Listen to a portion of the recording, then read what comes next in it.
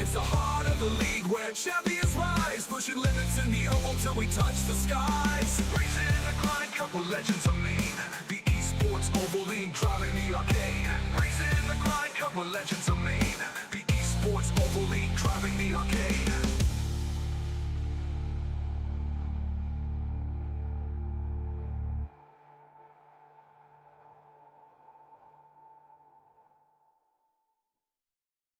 Under the lights, engines roar, we're ready to go. The esports oval league with the best race to show. Grinding gears, chasing dreams on the virtual track.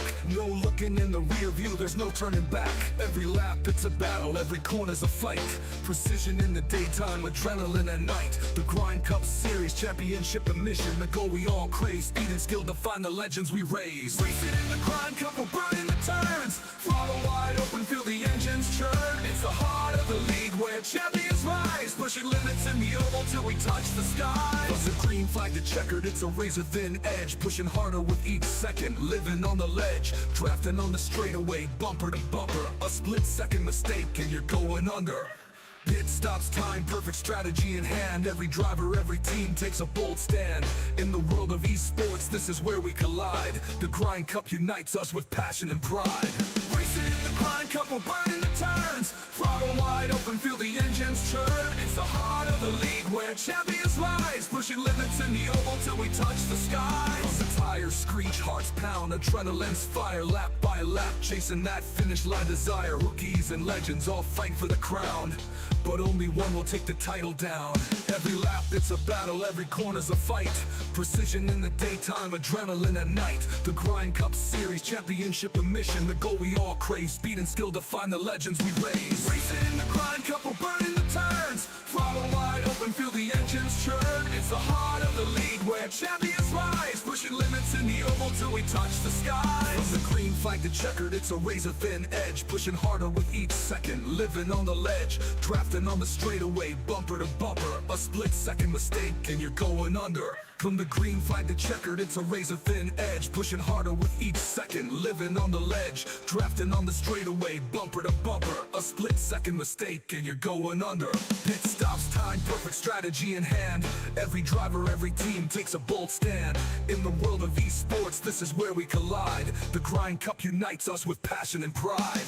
Racing in the Grind Cup, we're burning the turns. Throttle wide open, feel the engines churn. It's the heart of the league where champions rise, pushing limits in the oval till we touch the skies. So here's to the racers, the oval league's pride. Through every twist and turn we ride or die. In the Grind Cup Series we find who we are, chasing glory and victory beneath the virtual stars. Racing in the Grind Cup, we're burning the turns. Throttle wide open, feel the engines churn.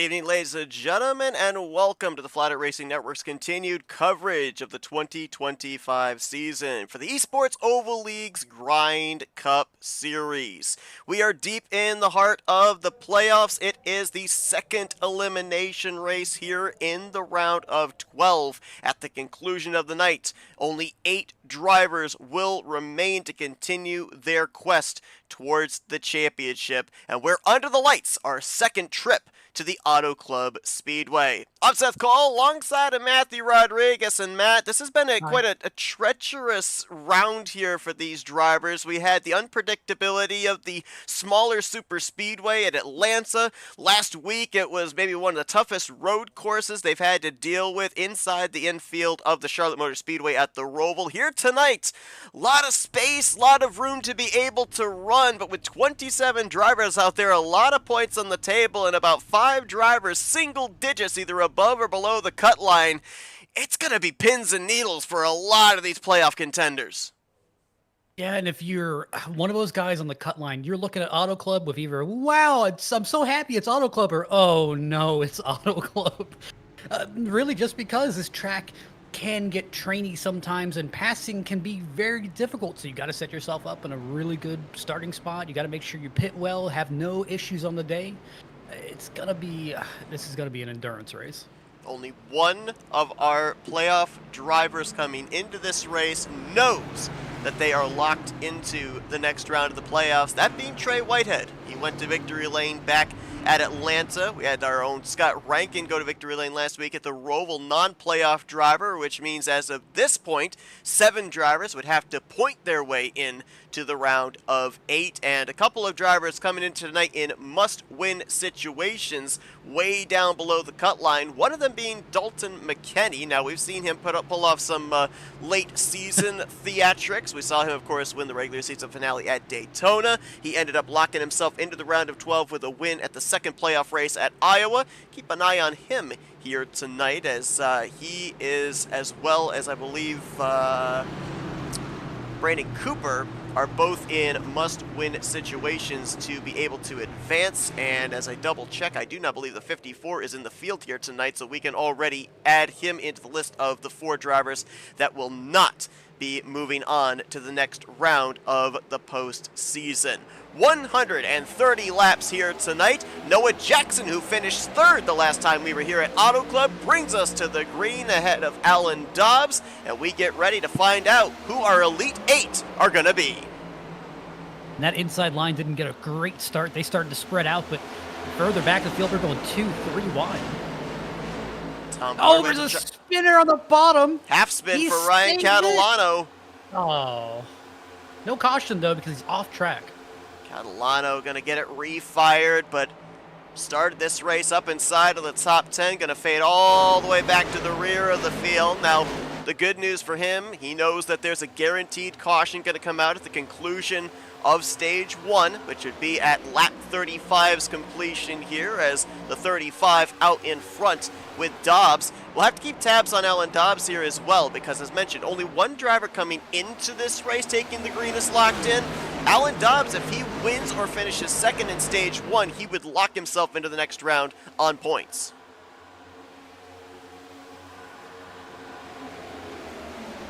Tom Bourne with a move down to the inside of Shane Terrian for the 4th position. Mentioned about there's 4 or 5 drivers around that cut line. Gonna be keeping an eye on that during the course of this evening. Tom Bourne is the first driver just below the cut line, 1 point back from Jonathan Cogswell.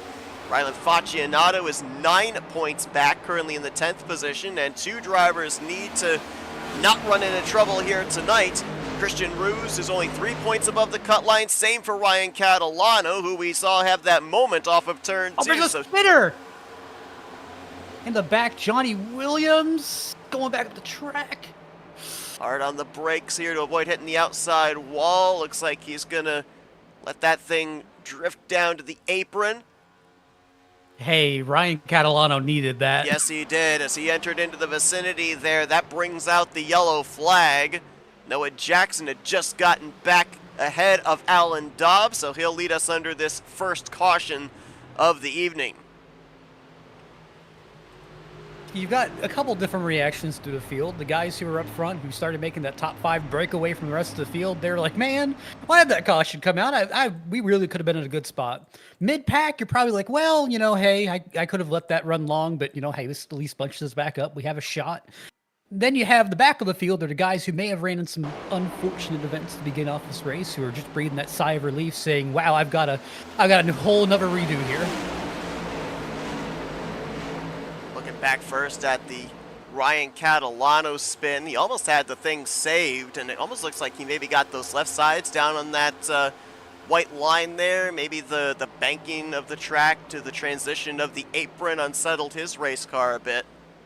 Also willing to kind of cite cold tires. I mean, again, we just started off the race, and that's really the time where you're going to make a lot of aggressive moves, but sometimes these tires are just not ready for it. So look what brought out the yellow flag here. Looks like Johnny Williams may have drifted up the track through the center of 1 and 2. Little contact with the outside wall. Shoots him down off the corner. Spent about half the back straightaway trying to gather the thing back up before it eventually snaps around on him. And you'll see in just a moment, as he's currently parked up on the racing surface and Ryan Catalano enters into the vicinity. That is why the race officials threw the caution. That'll bunch everybody back up. And to your point, that is exactly what Ryan Catalano wanted to see here at this early stage. Gives him an opportunity to be caught back up to the field. More importantly, enough time to be able to work his way back up, maybe get into the top 10, score some very valuable stage points here in stage 1. Let's see, he's got there's a lot of his race left to go, but again, just having things fall your way this early does wonders for your confidence. Again, if you're someone like Catalano, hey, your first lap wasn't that great, but hey, you've got 129 laps left to kind of change your fortune here. Speaking of changing the fortune, I mean, look at this. 3 drivers stay out. Noah Jackson, Ellen Dobbs, they were the top 2. Catalano elects to stay out as well. So a net gain of 23 positions right there. Looks like most everybody else that came down pit road, it was fuel only. So this makes me almost wonder if these 3 are trying to save enough fuel to get to the end of the first stage. Everybody else, they're coming down for the insurance to make it to the end of the stage. I think that's a good chance. I'm in their boat. I would like to save a set of tires, at least for the later part of the race. I mean, we're only 5 laps in. Having that set on the car, plus you haven't really ran them that hard.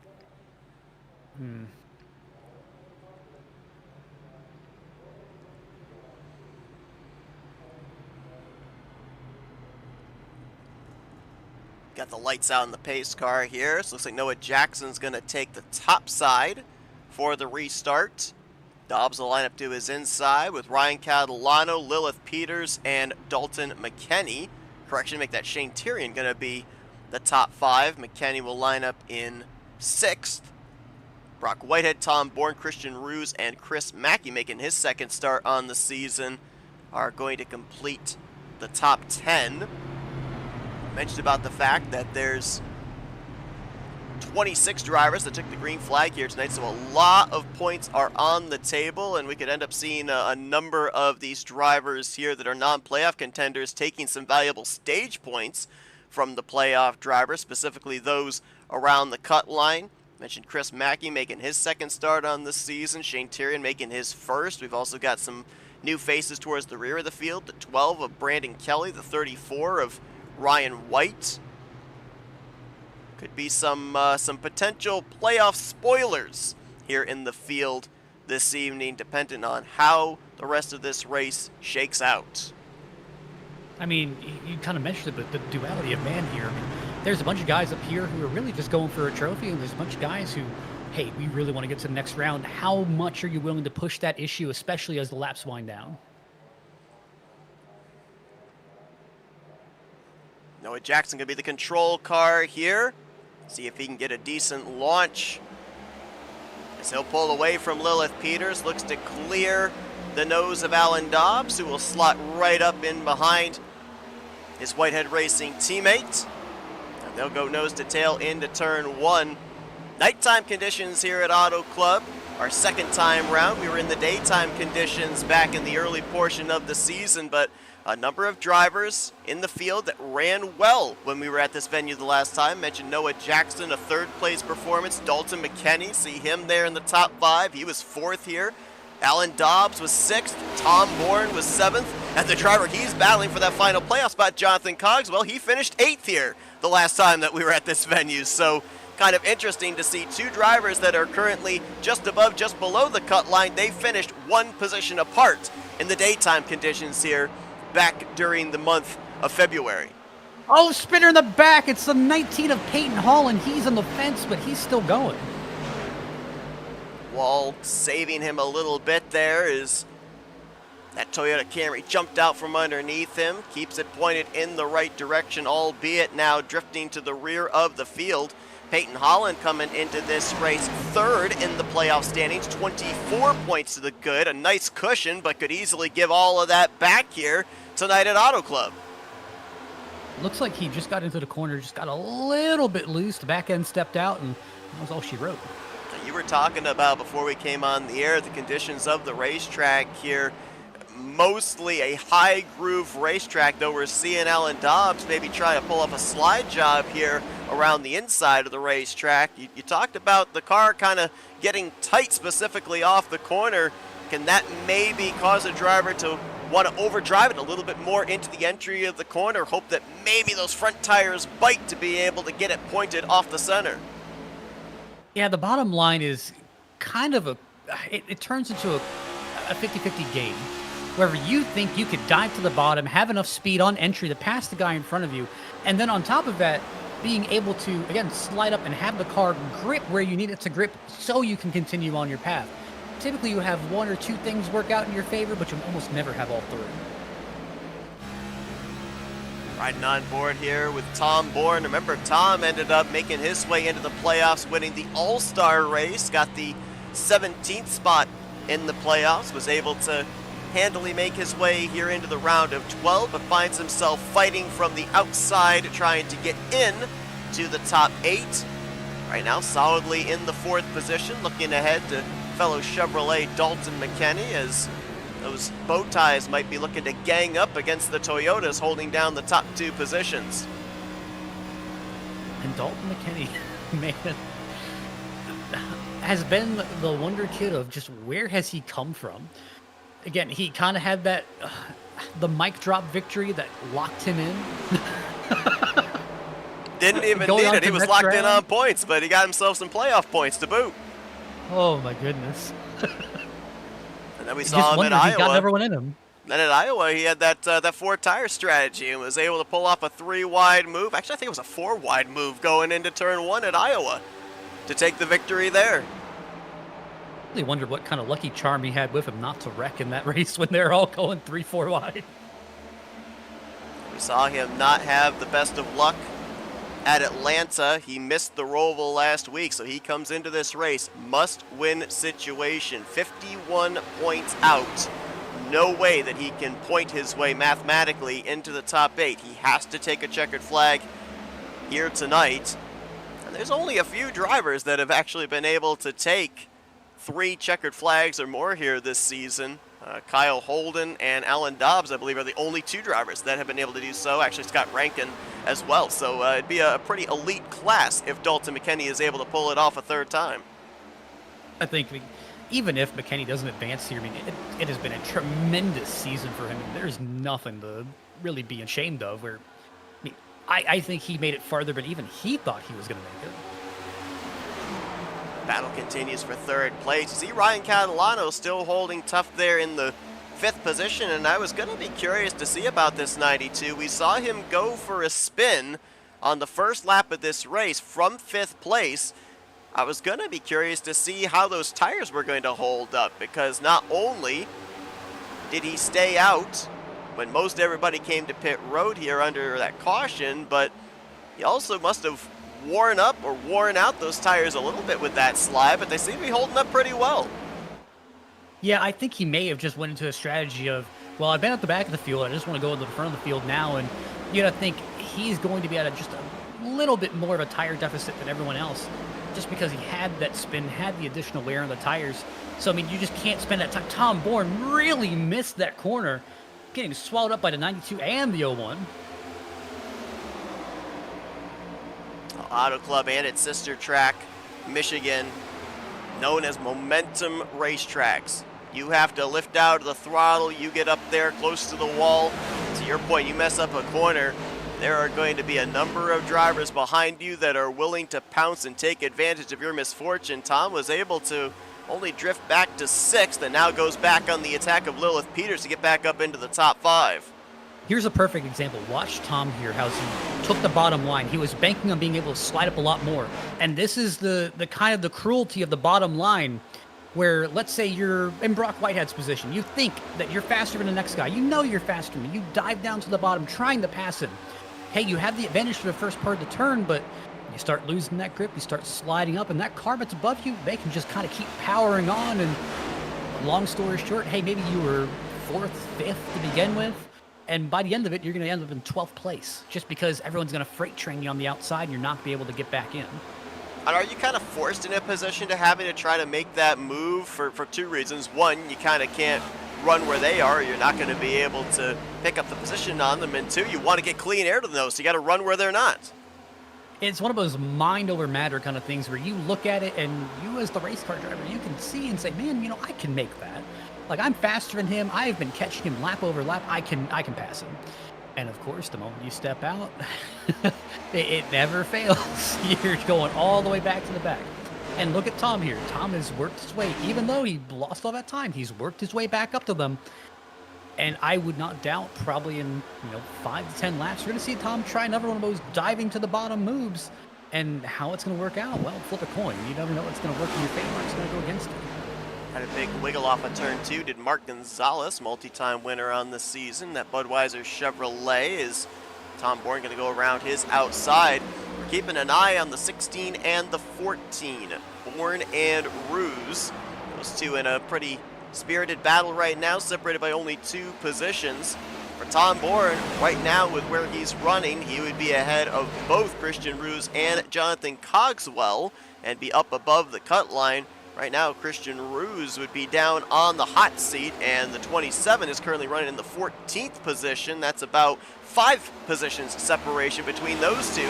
The problem for Cogswell right now is that both Tom Bourne and Christian Ruse, they're currently running inside of the top 10, which means in 17 laps, should they stay there, they would be getting some valuable stage points.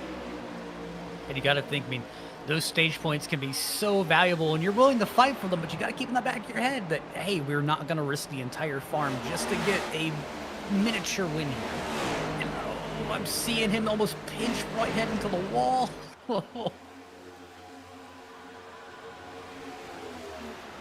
Little tandeming down the back straightaway for the teammates there. The Red Line sponsored Toyota Camrys, Dobbs and Jackson. We mentioned that for Alan Dobbs, a first or a second place finish here in stage 1 would lock him into the round of 8 on points.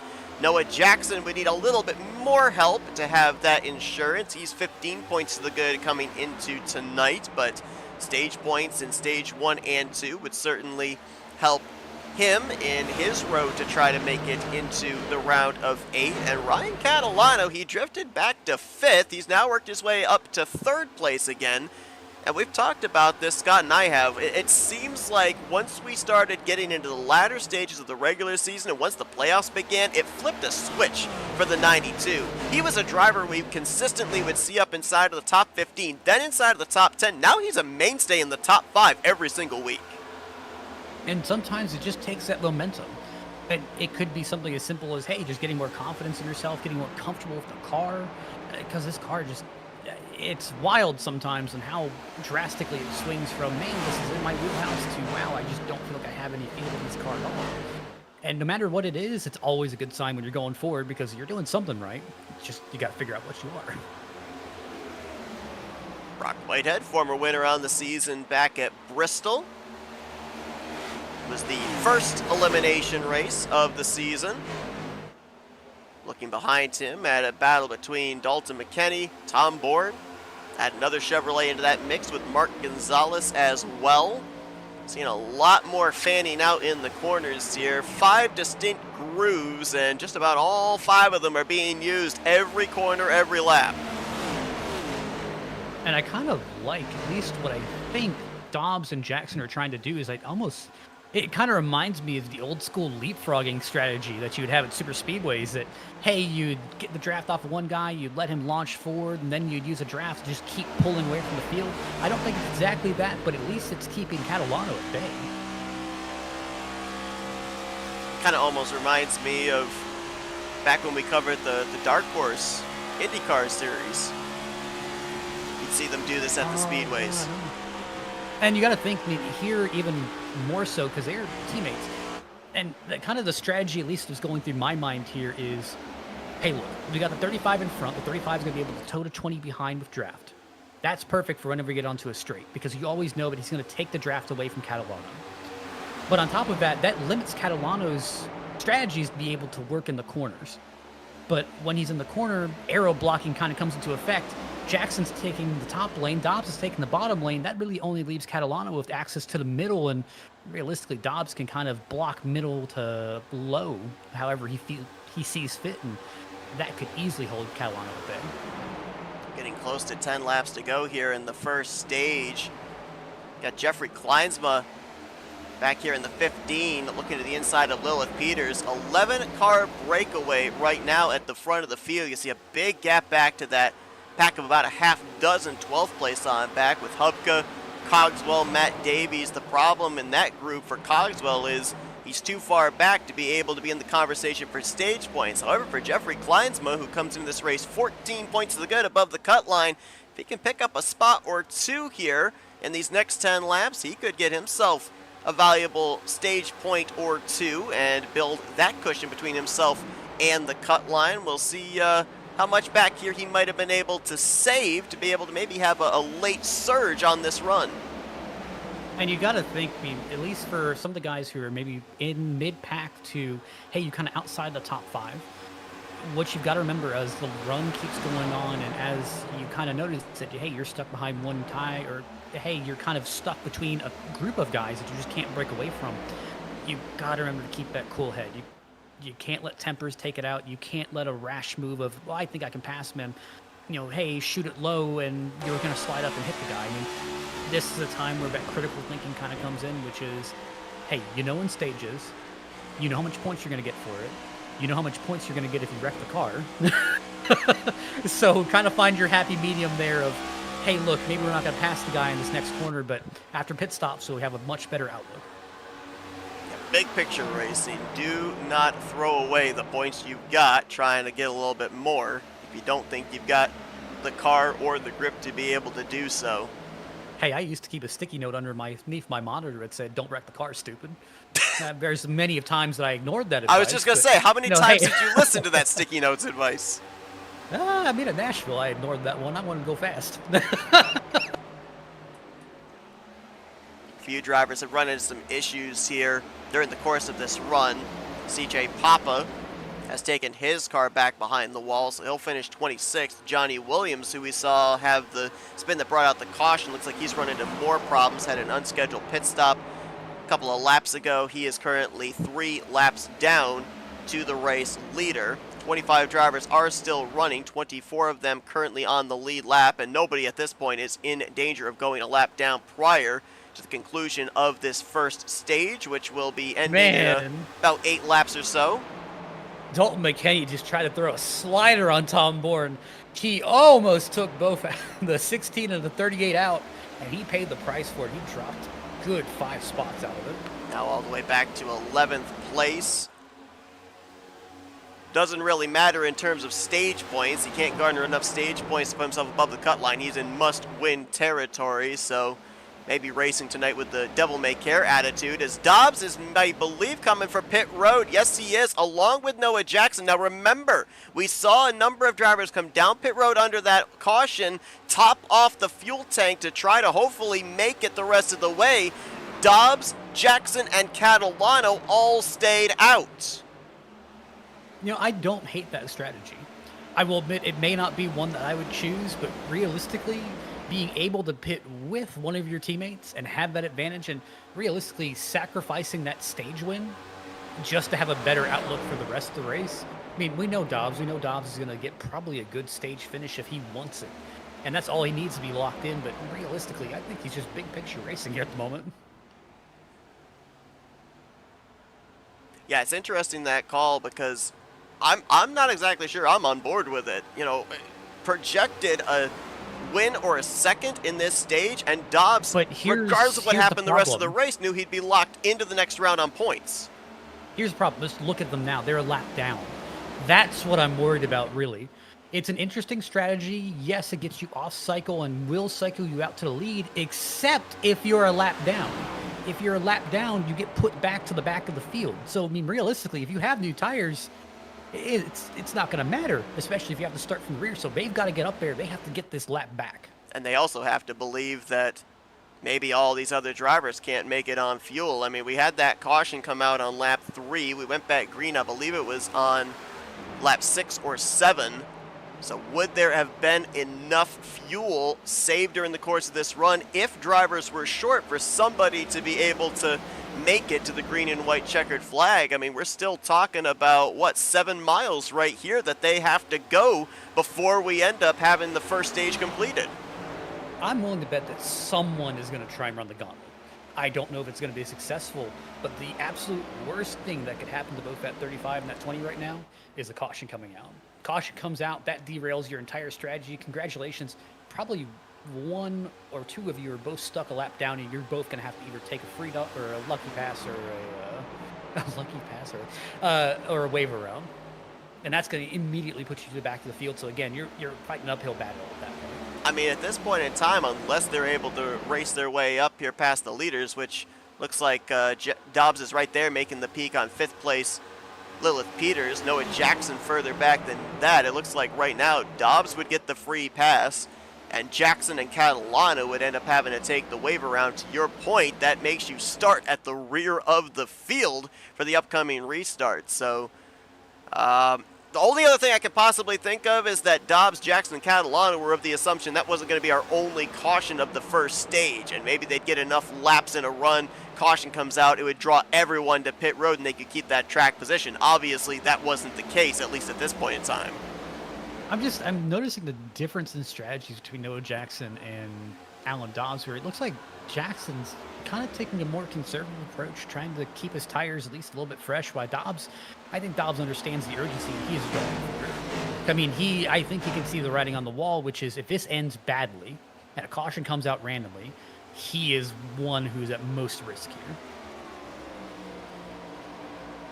We see Dobbs, he's been able to make his way around Brock Whitehead. If he can get up here and get by Mark Gonzalez, that would be the best thing for Noah Jackson, because that would put him in the lucky dog position as Dobbs goes up and actually brushes the outside wall there out of turn 2. So using up all the racetrack, trying to reel in the Budweiser Chevrolet and see if he looks to the inside here to get his lap back. Nope, instead runs the same line as Mark Gonzalez there through 3 and 4. My only concern is just how hard he's racing. Oh my goodness. Wow. Man really wants his lap back. Guess so. All over the back bumper of Mark Gonzalez, who had a great save there. This is also the tire difference, really, where, again, it may not seem that much, but just having those fresher tires and being able to attack the bottom a lot more aggressively, you kind of have to gauge your approach and gauge how you're coming up on people. And, again, kind of looking at Dobbs, the thing that concerns me about Dobbs and Jackson, I'll say it again, is just how much they're using the tires right now and worrying about that long term. Off of turn 4, Mark Gonzalez is going to lead him back to the green and white checkered flag. He's going to pick up the stage victory here in stage 1. Non-playoff drivers, a matter of fact, it looks like only 4 playoff drivers are going to score stage points here at the conclusion of stage 1. Bourne will finish 3rd, Ruse in 6th, Kleinsma 7th, and McKinney in 8th. I think I know what Jackson was doing. It took me a minute to kind of pick up on it. I think he was going to get ready to try and pass Gonzalez. But here's the thing I think that rang in his head. Catalano's a lap down too. If he passes Gonzalez, that gives Catalano the lucky dog. This locks Catalano out of it. He has to do a wave around. Yep. So he's going to be starting rear end anyway. I The only almost downside wondered is too. that Jackson has to start rear too. I almost wondered as well if maybe Jackson was backing his pace down just in case Alan Dobbs did not get around Mark Gonzalez, because then that would have put Jackson in wave around and he was trying to save his tires a little bit. Either way, I'm not sure if it was intended, but if it was, that was a A+ strategy move.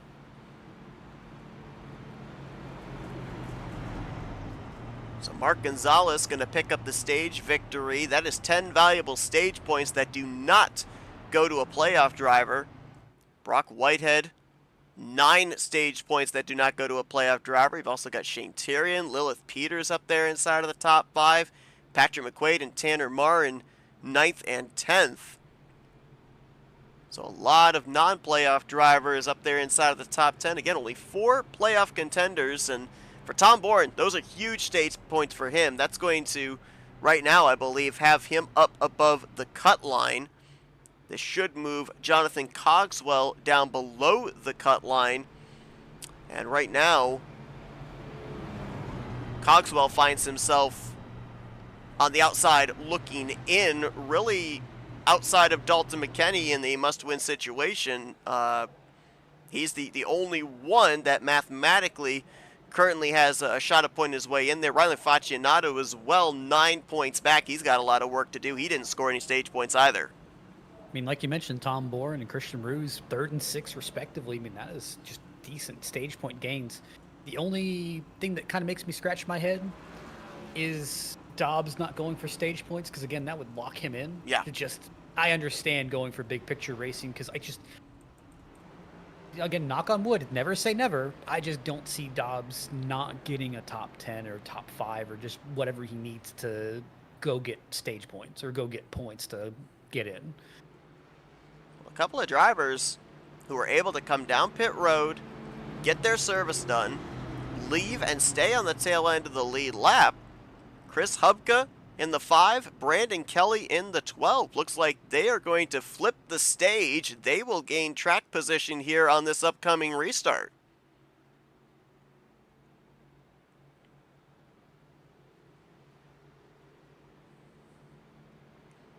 Looks like Johnny Williams, along with Ryan Catalano, are going to take the wave around. Noah Jackson got the free pass.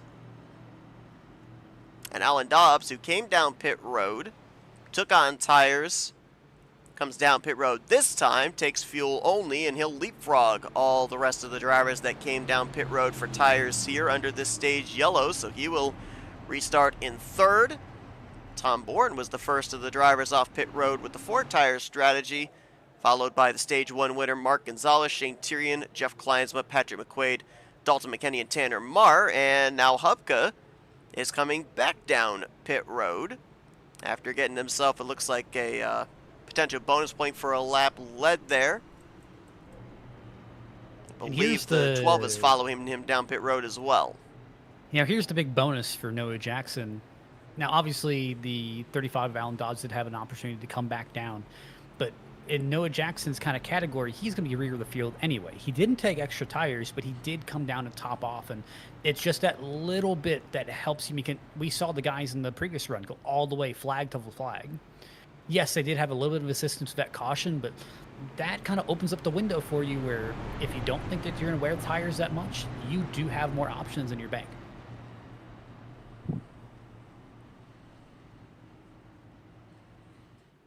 So if you just joined us here tonight, stage 1 is completed at Auto Club. These drivers will now be racing towards lap 70 for the completion of stage 2. This is the second elimination race of the 2025 season. End of the night, we will be whittling the field down from 12 to 8 remaining drivers. One driver we already know is locked into the next round in Trey Whitehead. One driver we know is eliminated, did not take the green flag tonight and was below the cut line, that being multi-time winner Brandon Cooper. Dalton McKenney is in a must-win situation. Rylan Faccianato's got to find himself some points as he cashed out at a 0 in the first stage in terms of points garnered. And Tom Bourne right now finds himself above the cut line. Jonathan Cogswell below the cut line, though he will restart Up inside of the top 10 in 7th place, stage 2 underway. Alan Dobbs will lead us back to green, so while he didn't get stage points, he was able to regain back the track position on that alternative strategy back in stage 1. Now, we're not probably going to see this till later on in this run, but I'm curious how those older tires are going to hold up on a longer run. I'm 50-50, but also what I also want to know is that now that Dobbs doesn't have his rear gunner here, he doesn't have Jackson here to kind of play defense, he doesn't have him to kind of draft off of.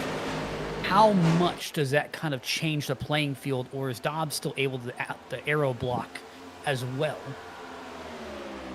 To your point about tires, remember it was about 5 lap older tires that Dobbs, Jackson, and Catalano had to the rest of the field when that first and up to this point only caution for cause came out, and they were able to hold their spots up inside of the top 5 pretty well. There's only about 3 to 4 green flag laps that Dobbs and Jackson put on their tires there just prior to the stage caution coming out, so it's about the similar scenario that they were at back at the beginning of stage 1. And that's what kind of has me scratch my head a little bit, because I just don't know if that 5 laps are going to make a difference.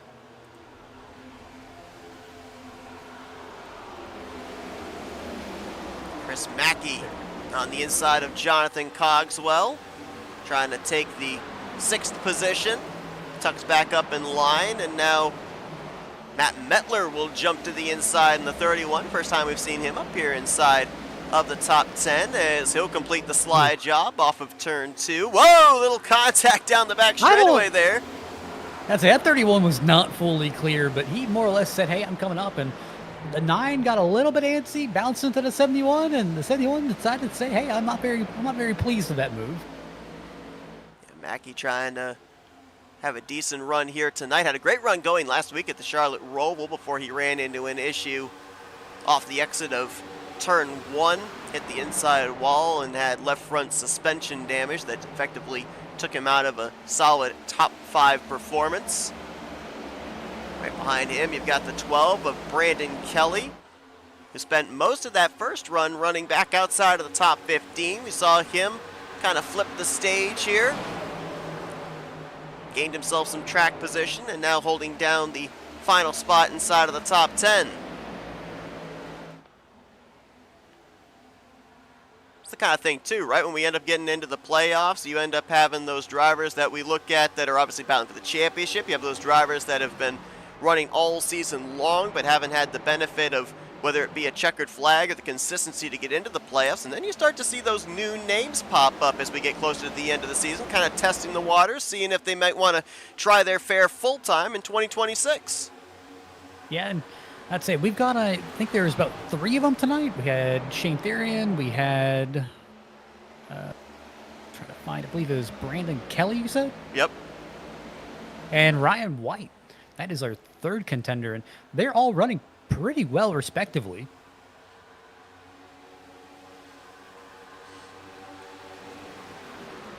Three wide around the 8th position. Shane Therian looking to the inside there of Matt Mettler. Matt Davies right there as well in the 32. All running 3 distinctive lines as Therian will swing around both the 31 and the 32 to move into the 10th position. Man, those slide jobs look so cool, but man, when you get it wrong, you really get it wrong.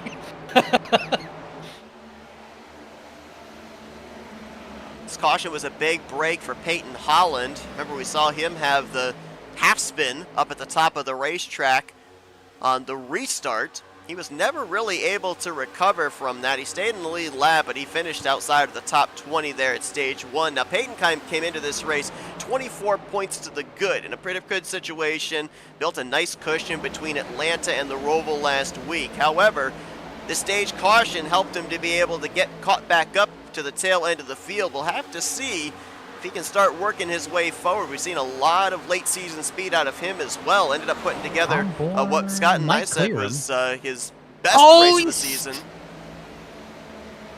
I'd say Bourne made a shot for the lead, but just couldn't keep it stable on the exit of 4. Almost spun.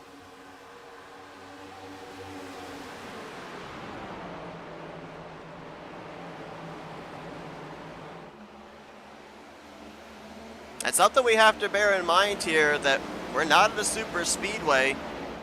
If a driver runs into trouble here tonight, if they wreck, if they sustain heavy damage, there's no fast repair to be able to save them.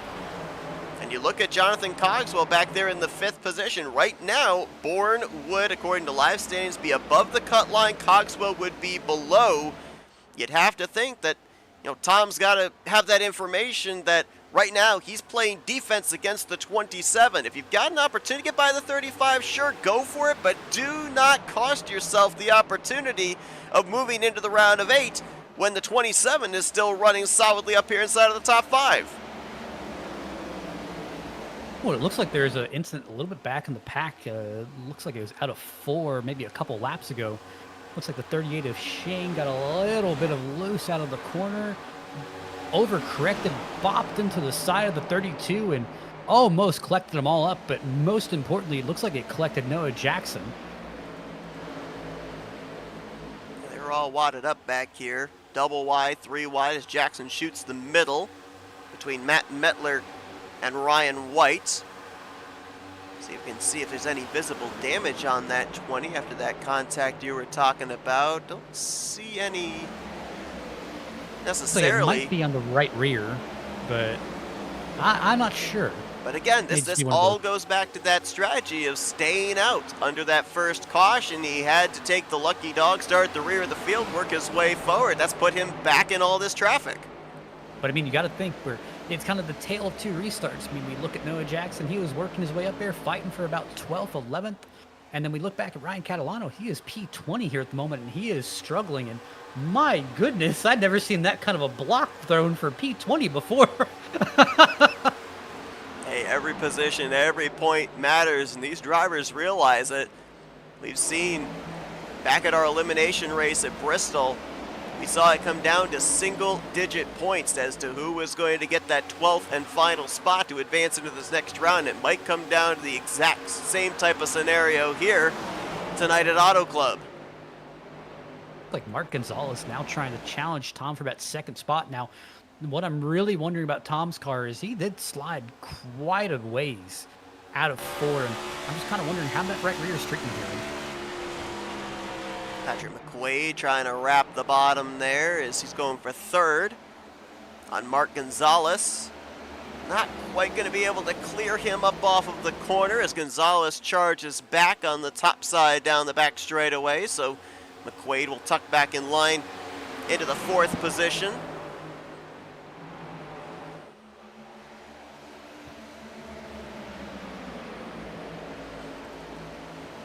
So I think it's safe to say here, even with a couple of laps ticked off during the stage caution, nobody's going to be able to make it to the conclusion of stage 2. I think everybody's going to have to come to pit road before we hit lap 70. Currently, that's what it looks, and I will say Dobbs without that rear gunner, kind of the drafting protection, that has definitely made first place a lot more vulnerable. Because Tom Bourne, Mark Gonzalez, Patrick McQuaid, they have managed to claw their way back to Alan Zoff's bumper. And look at what you've got here as well. You've got Bourne, Gonzalez, McQuaid, all on different teams, but they're all Chevrolets. So would there be any manufacturer alliance here? 3 Chevrolets ganging up against 1 Toyota Camry for them to all try and work together and see if they can freight train the 35. Hey man, I am loyal to my manufacturer up until it kind of me and him in front of me and I need to pass him.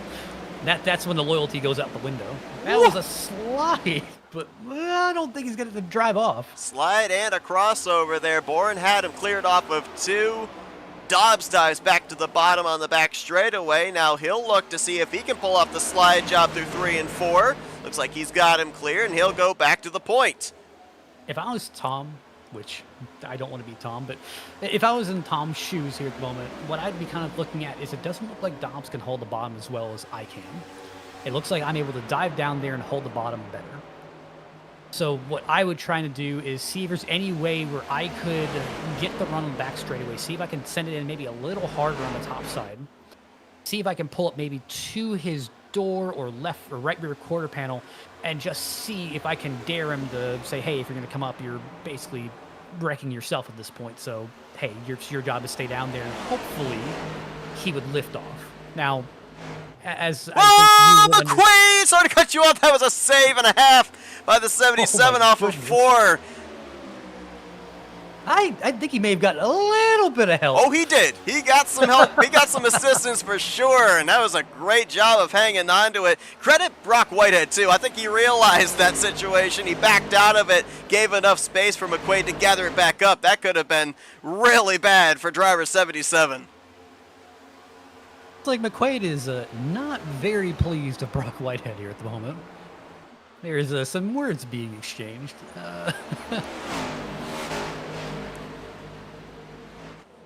Couple of non-playoff drivers there looking for a good night at Auto Club. That moves McQuaid back to 6th as Cogswell was able to get around. Brock still holds the 4th position. I'm looking too. We're about, 15 laps away from this stage coming to a close. We've run about roughly 15 to 16 laps under green.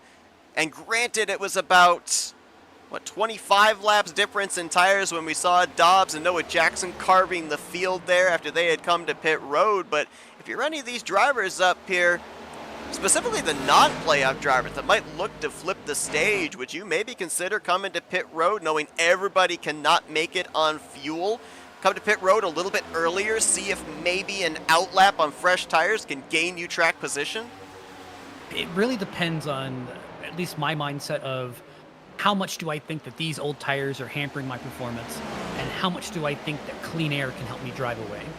Right now, what I've seen out of tires, I just don't think that at least some of these front guys have burned their tires enough where they're not getting enough wear where it's really going to matter right now.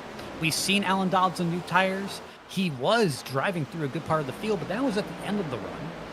So you got to weigh the pros and cons of, do I want to try it at the end of the run and see if I drive through the field? On top of that, you also have to think about clean air, where if you do come out in clean air, right now everyone in draft is about probably 3 to 4 tenths faster than everyone else who is not in draft, or over everyone who's not in draft. So that's what I'm thinking of, but also keep this one in the back of your head. Right now, if you were to stop, take 4 tires and fuel, Alan Dobbs did that from the lead, and he still ended up a lap down. He ended up a decent part a lap down. If I'm someone who's like 15th in the field, I would be really hesitant to take that risk. It's an interesting point. I mean, I kind of look at some of these drivers like maybe Christian Ruse, maybe Rylan Faccianato, drivers that desperately need stage points here. If maybe the risk is worth the reward if it pans out. Catalano took that risk, and I don't know if I fully agree with it, but I mean, this is kind of one of those make it or break it strategies, because you got to look at what Catalano's position was. He was stuck back, sub P20. He was stuck behind cars, not getting clean air, not really sure what he can do. This is, hey, just throwing something at the wall, seeing if it sticks.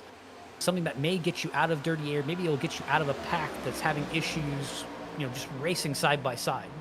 It could just be a game changer, but all you need. Catalano did not have a good run at Atlanta, found himself having to play catch-up 1 week ago at the Charlotte Roval, where he ran 3rd pretty much the entirety of that race, gained back a lot of those points, but still finds himself only 3 points to the good above the cut line coming into tonight. Now, granted, a lot of that will have changed after the payout of the stage points at the conclusion of stage 1. And something else that's kind of interesting, we've had 12 playoff drivers. Now, granted, only, I believe, 11 of them took the green flag here this evening. No, correction, only 10 of them took the green flag here this evening, but it's been rather meager in terms of our playoff drivers up inside of the top 10. We only had 4 of them get stage points in stage 1, and only half our top 10 right now is comprised of playoff contenders. The non-playoff drivers have made things very interesting. Oh! McQuaid got put into the fence by Whitehead. I don't know if that was intentional or just got loose, but that's not gonna improve relations. It's not the first time these two have gotten together there, and now Brock Whitehead up and into the wall into the entrance of turn number 3. Might just be a situation when it rains, it pours. I mean, not having a good night. Last thing you want to do is hit the same guy you hit again and hear about the same bickering come back up. Like, man, there's so many times when I've just out of pure anger, he's like, all right, you know what? I'm going to go after that guy. I'm going to catch back up to him. You see 'Cause I Brock am just Whitehead's so got sick that damage on the left front. I've seen him up into the fence a couple of times. He actually pancaked the wall off of 2 a couple of laps ago, so it might just be that car is ill handling right now. And when it comes to these type of racetracks, every time you hit that wall, it doesn't make the car handle any better. That's a problem. Hitting the wall sometimes, it hurts you more than the car. And let me kind of explain about that.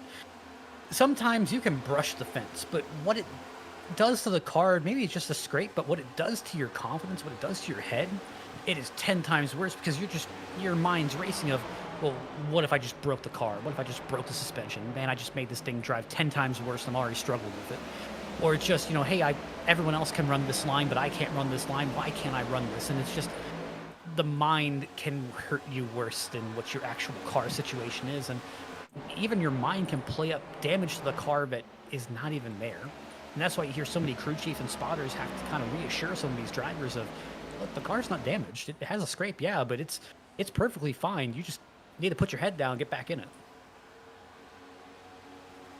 Now, I don't know if Whitehead's in that. I don't know if Brock's in that case. He has dropped a considerable amount of positions. Yes, he has. He's dropping like a rock. Now out of the top 10. Currently in the 13th position, as looks like maybe Tom Bourne's used up all the good in those good years. He's starting to drift back a bit there after we saw him try to pull off a couple of slide jobs of Alan Dobbs for the race lead. Mark Gonzalez has gotten around him for second. McQuaid trying to take the third position as, wow, you see the nose get away from him as he drifts up the racetrack through the center of 3 and 4. And we're at 6 laps to go as Dobbs crosses the line here in stage number 2. We're getting into that window where Dobbs, Jackson, and Catalano had to dive onto pit road at the conclusion of stage 1. So expect maybe in the next 2 or 3 laps for pit road to be a very, very busy place. Dobbs is a head scratcher because you got to think he has been running up front for most of this run. He has not had really any draft behind him. He has been very rarely behind another car. So he is getting the worst fuel mileage out of anyone here in the field. If he were to do a stop, I don't think I would risk taking 4 tires. But I think he is good to go for the remainder of this stint. I am not positive in that, but I don't think he'd be racing the way he is if he wasn't good to go. I am noticing, and obviously I know draft plays a huge part into a lot of these best laps that I'm seeing for drivers down the board. But if you look at the lap times being put down by our race leaders right now, I'm seeing 7/10 to almost a full second difference between the fastest laps they put down and the laps they're currently running right now. So definitely the pace has backed down a ton from what it was in the opening stages. And that's the thing where it could be a combination of factors. It could just be, hey, you've worn off the right front, like you're in Tom Bourne's situation. You have been attacking this entire stage. You've probably just burnt the tires off so badly that, yeah, you've fallen off. But then you look at the Mark Gonzalez, the kind of Alan Dobbs situation where it's like, well, they could be backing off because they just don't have enough gas. It's really, the only person who knows is the driver behind the wheel, and usually they're not going to share that information very freely with just anyone.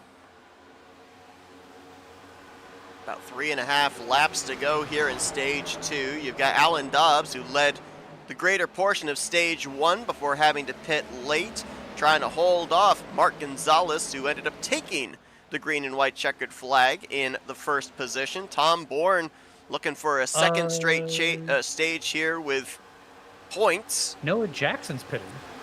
That's an interesting move. And that's from inside the top 10. I believe he was up in the 8th position, and he's coming to pit road at this point from a spot that would have given him stage points, so... Here's what I'm worried about. I'm seeing him pit, but Catalano's also 1 lap down. I think he's going to pass Noah Jackson. So that would take him out of the lucky dog if he takes full service. Catalano pitted 11 laps ago. I didn't even see that. Nope, it looks like Jackson just gas and go, so he should still be in front, but realistically 50-50 here. Matt Leaders Medler are coming by. Matt Medler came down with Jackson, took on tires. Kleinsma is in this lap in the 15. So there's some drivers look like they can make it, some drivers that can't, and maybe trying to flip the stage. Brandon Kelly is also on pit road in the 12.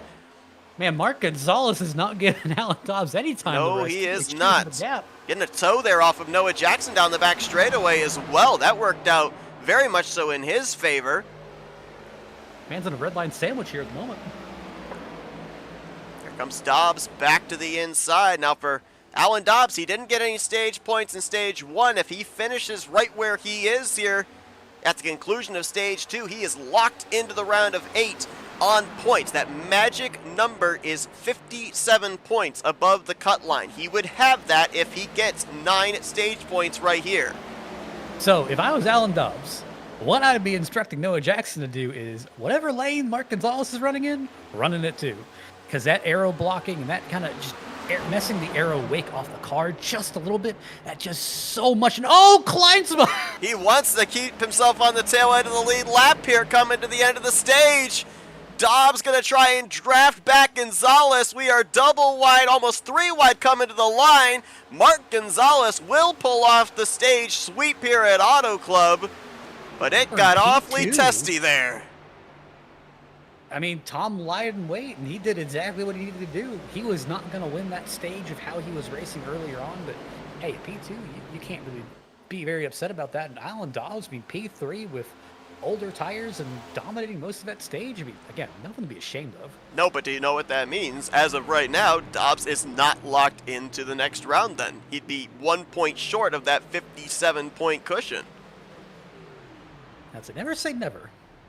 Shout out to Shane Therian. I don't know how he managed to get back to 4th, but he has just snuck his way back in there. Snuck by Patrick McQuaid and Jonathan Cogswell in the closing stages. Cogswell.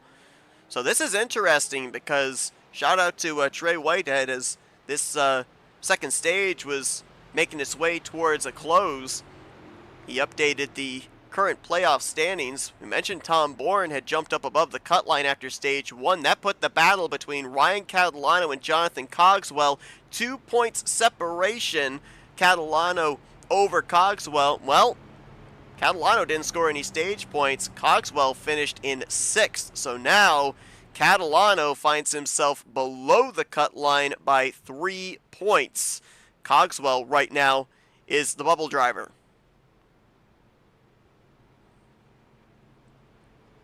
And with Kleinsma going a lap down and getting the free pass, this means Catalano's got to take the wave around again. And that's on 15-lap old tires, which are all green flag laps. It's one of the points of he took a bet. He thought it was going to work out the certain way. Unfortunately, Kleinsma ended up taking that. It's not an ideal situation, but unfortunately, you've kind of dug yourself in that hole, and you've gotten. It's lap 70, 71-ish right now. So you've got an additional about 50, 60 laps to kind of drag yourself out of it.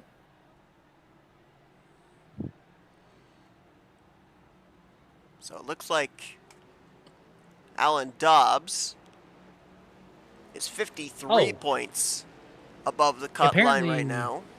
I'm getting word from our eye on the sky, Trey Whitehead. It looks like points are updated post stage 1 and 2. They are. And with looking at the number of drivers that took the green flag here tonight, Chris Reese has recently retired out of the race. So the worst that Alan Dobbs can finish is 23rd. 23rd pays out a total of 24 points, which means that if 24 points is all Alan Dobbs is able to get with his race finish, Dobbs is now locked into the next round on points, regardless of if he wins here tonight or not. So we know that at least 2 drivers out of Whitehead Racing will be fighting for the championship in the next round, starting next week in the desert at Phoenix. We'll have to wait and see who else will join them, as right now Peyton Holland sits 21 points above the cut line, Kleinsma plus 15. Bourne now finds himself from 1 point out to 14 points to the good after 2 solid finishes in the opening 2 stages. 12 points up is Noah Jackson, Christian Ruse plus 6, and then that battle we mentioned between Cogswell and Catalano. Right now 3 points separation, 8th and 9th for the final transfer spot into the next round of the playoffs for Rylan Faccianato, minus 12. It's not a must-win situation, but it's starting to get to that point here if Cogswell and Catalano do not run into any further issues. All of it tells me, as Alan Dobbs, hey, I just got the leash taken off. I'm ready to go win. We got more drivers coming back down pit road that had already pitted, including Mark Gonzalez. You got to think you're topping off. Yeah.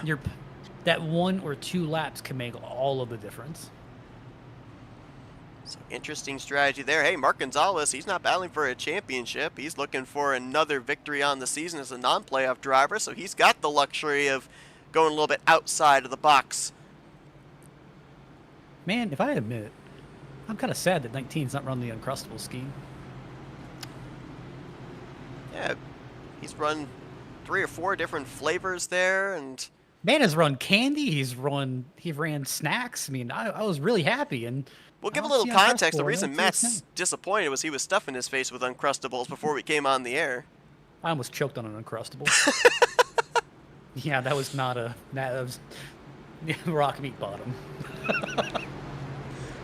Well, it has been, so far, a pretty tough night here trying to play some alternative strategy for Ryan Catalano, but we want to thank Top It Off Hot Sauce for sponsoring the playoffs here for the 2025 season for the Esports Oval League Grind Cup Series. I want to remind everybody that if you head to topitoffsauce.com, you can get 15% off your entire order if you use the code PLAYOFF25. That is all caps, PLAYOFF 25. Is here we go. We're turning them loose for the remainder of this race. Shane Tyrion out in front. Jonathan Cogswell had to spin the tires or just missed that restart entirely. He completely stacked up that top line. And I think that's made a little bit chaotic back in the back. Stacking them up here. Should make a point of note, Ryan Catalano did come to pit road under this caution, took on a set of tires, is still trapped a lap down. He's the only driver a lap down right now, so certainly would be clamoring for a caution to get back into this conversation. 23 drivers running right now, 22 of them on the lead lap. Matt Mettler and Brandon Kelly took the wave around under this caution flag.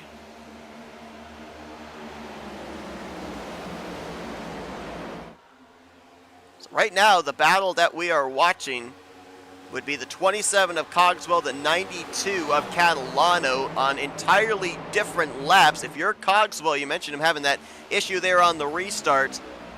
Control what you can control if you're the driver of that number 27 Ford Dark Horse Mustang. You know that you've got the lap advantage on the 92.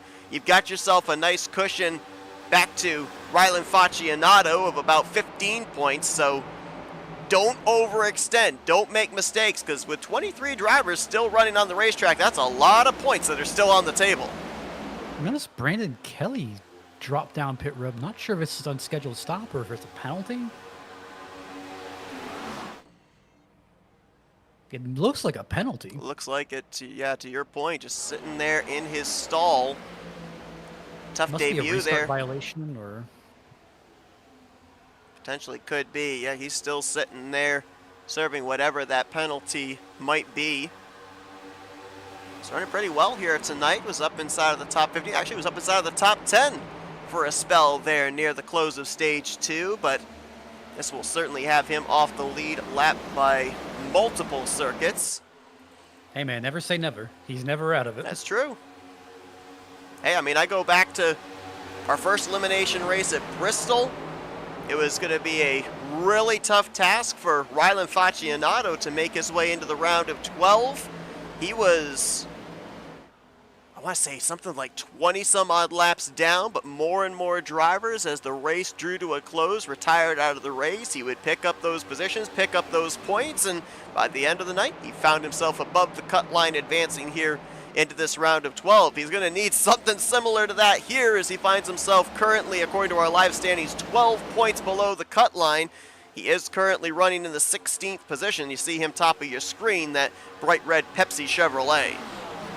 Bruce caught the wall there a little bit in the middle of 1 and 2, kind of dropped back, but it looks like he's recovered. But that's not the first time I've seen Ruse in the fence. I'm almost wondering if he thinks he's found something on that very top line, and he's just trying to push it a little bit more every lap.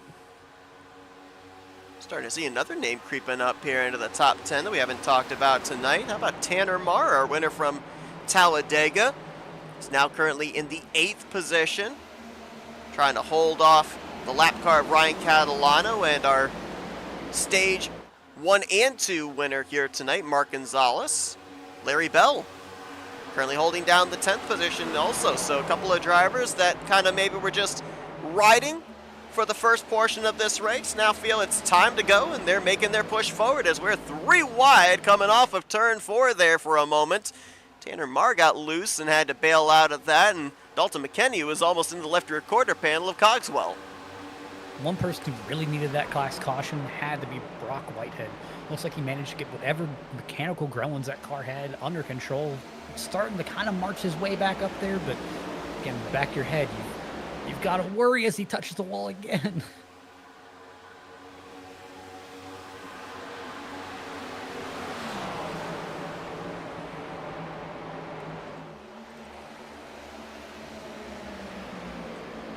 You know, you mentioned about it back during the second stage. Alan Dobbs, for the most part here tonight, outside of when he had that late dive to pit road at the conclusion of stage 1, hasn't spent much time in traffic. He's really been out in front for a majority of this race. Had Noah Jackson as his wingman back in stage 1. Going to be interesting to see here now with not having that starting track position as he's currently holding the 5th spot. If he's going to be able to work his way forward, his teammate Noah Jackson just a couple cars up ahead as well in 3rd place. They don't have that clean air to the nose that they had in the early going of this race. So what kind of adjustments are they going to have to make now, finding themselves in an entirely different scenario than what they were the first half of this race? I mean, you got to remember, Dobbs and Jackson are pretty crafty.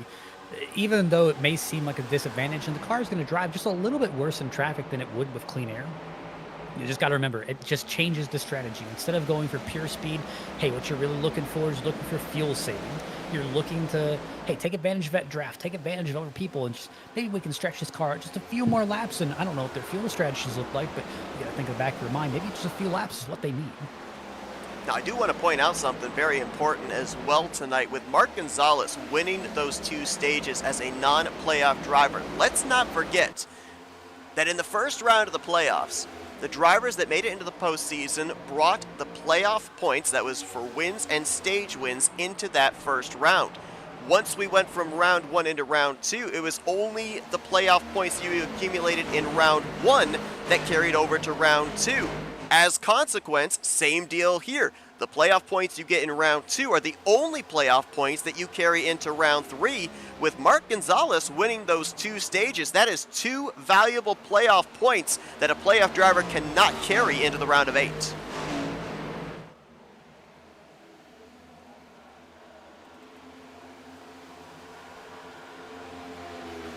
So I'm a little bit just enamored with this back of the field here.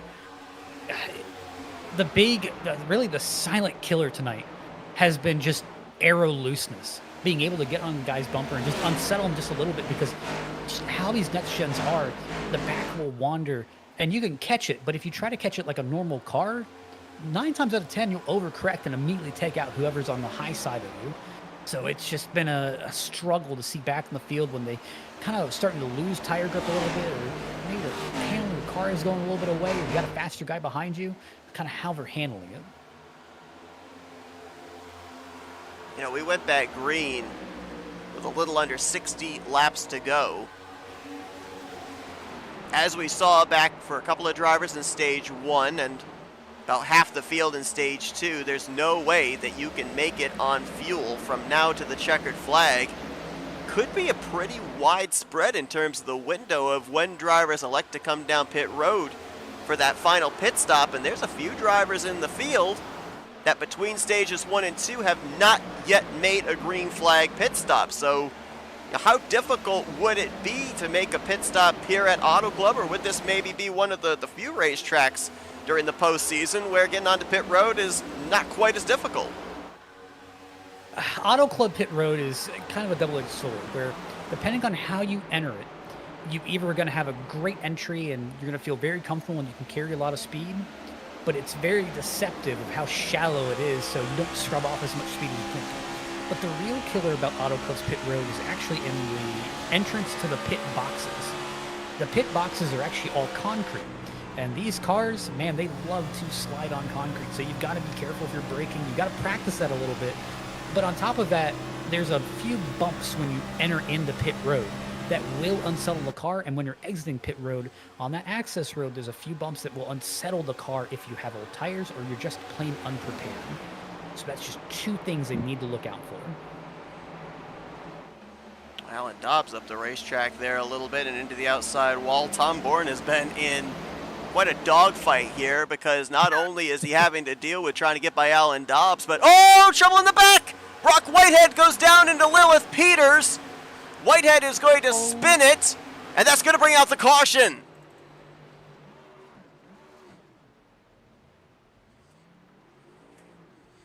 And this changes a lot because this caution is now going to put Ryan Catalano back on the lead lap. This caution also comes out north of the window these drivers needed to be able to make it the rest of the way on fuel. I know one guy who is just slamming his head into his desk right now. Has to be a 38 of Shane Therian. He was actually pulling away from Noah Jackson. Had almost a full second lead. And all of that gets wiped away in just a second. And even worse, I mean, you got to look at the standings. Hey, Jackson and Dobbs, they're back together. They are. I was going to mention that Jackson was playing a lot of defense there for Dobbs. Was kind of running whatever lane Tom Bourne was running, putting dirty air to the nose to try and help Dobbs get by Tom Bourne for that third spot. As you see the contact between Brock Whitehead and Lilith Peters from turn 2 all the way down to the back straightaway. Brock's really been struggling with that race car and might have a little bit more than just cosmetic damage. That toe link might actually be broken on his body armor Toyota. I feel for Brock because it's just one of those nights that, man, you just want it to be over. And it's really one of those times that you've got to stop, you've got to reset, you've just got to say, all right, you just have to treat it like a different race, because right now, whatever you're doing, whatever you kind of throw at the car, whatever tactics you've been pulling, they're just not working. So this is, again, the point you got to reset. You got to think, hey, we're on lap 90. We've got till lap 30th, 100, 30 of the end of the race. So there's still a lot of room to rebound here. Everybody coming down pit road here.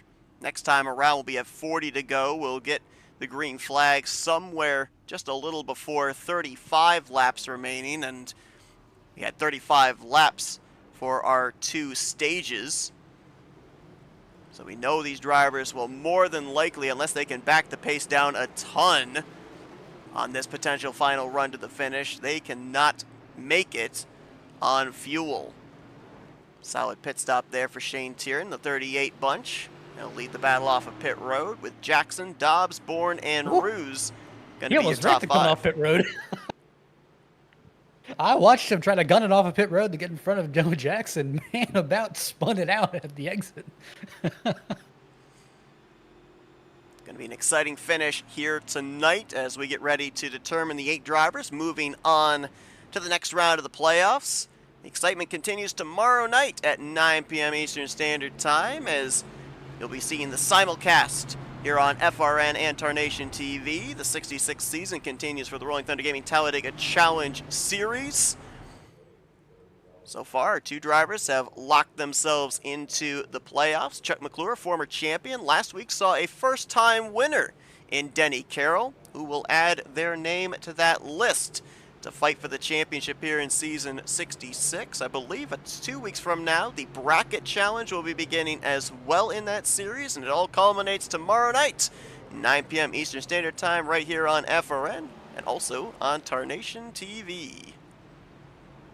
I used to be good at super speedways, because I don't.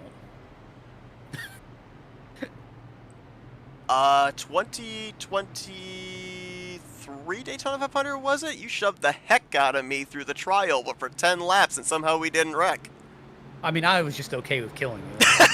It was more or less like if you got further ahead in the line, that was awesome. But If you did it work? died, I mean, it did. I think we all died after the line, but it happens.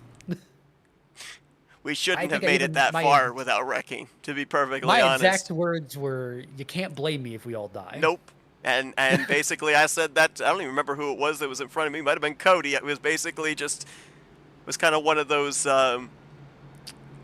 games where you whisper in the ear and hope that the conversation's the same at the last person than from what the first person said. The last person just heard, "Hold it wide open." Never lift.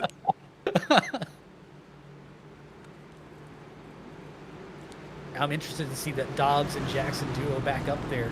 Tom Bourne's been fighting for his life, but I think he may be a little bit out of his league here at the moment with just how hard he's having to fight that car to stay up there. 2 drivers to keep an eye on here as well. That 92 of Ryan Catalano, he's back on the lead lap, was 3 points below the cut line behind Jonathan Cogswell. And that purple and gold, number 46 of Dalton McKenney, he is still looming inside of the top 10, 7th on this restart, must-win scenario.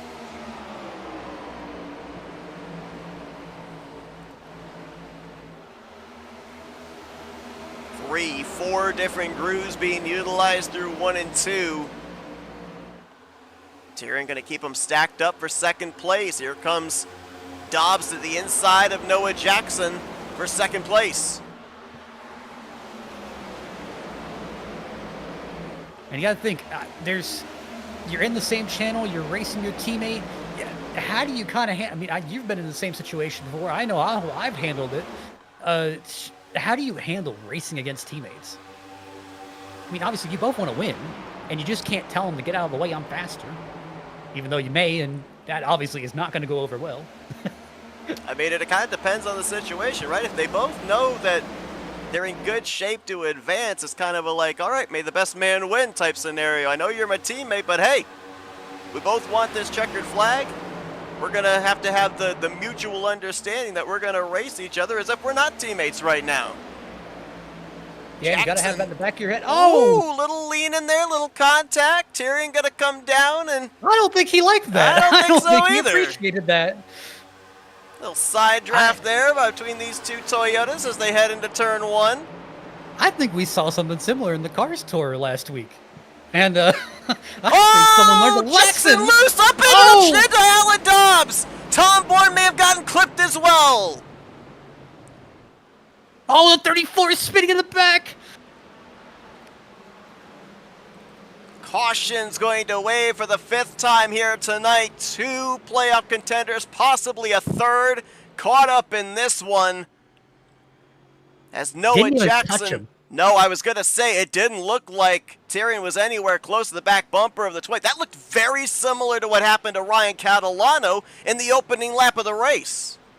But just like that, the 20 ended up towing back to pit road.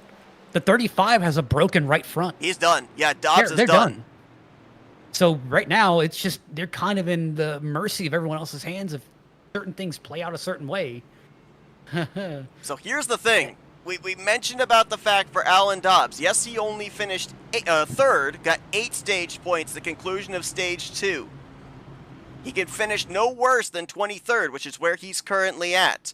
That's enough points for him to be able to advance. He had a 51-point cushion coming into tonight. For Noah Jackson, though, it's not a done deal that he's safe to advance. He was only 12 points to the good coming into tonight, and... there are still 21 drivers on the racetrack right now. You know, I kind of want to... This floats in the back of my head as a theory. You think Jackson was just kind of worried?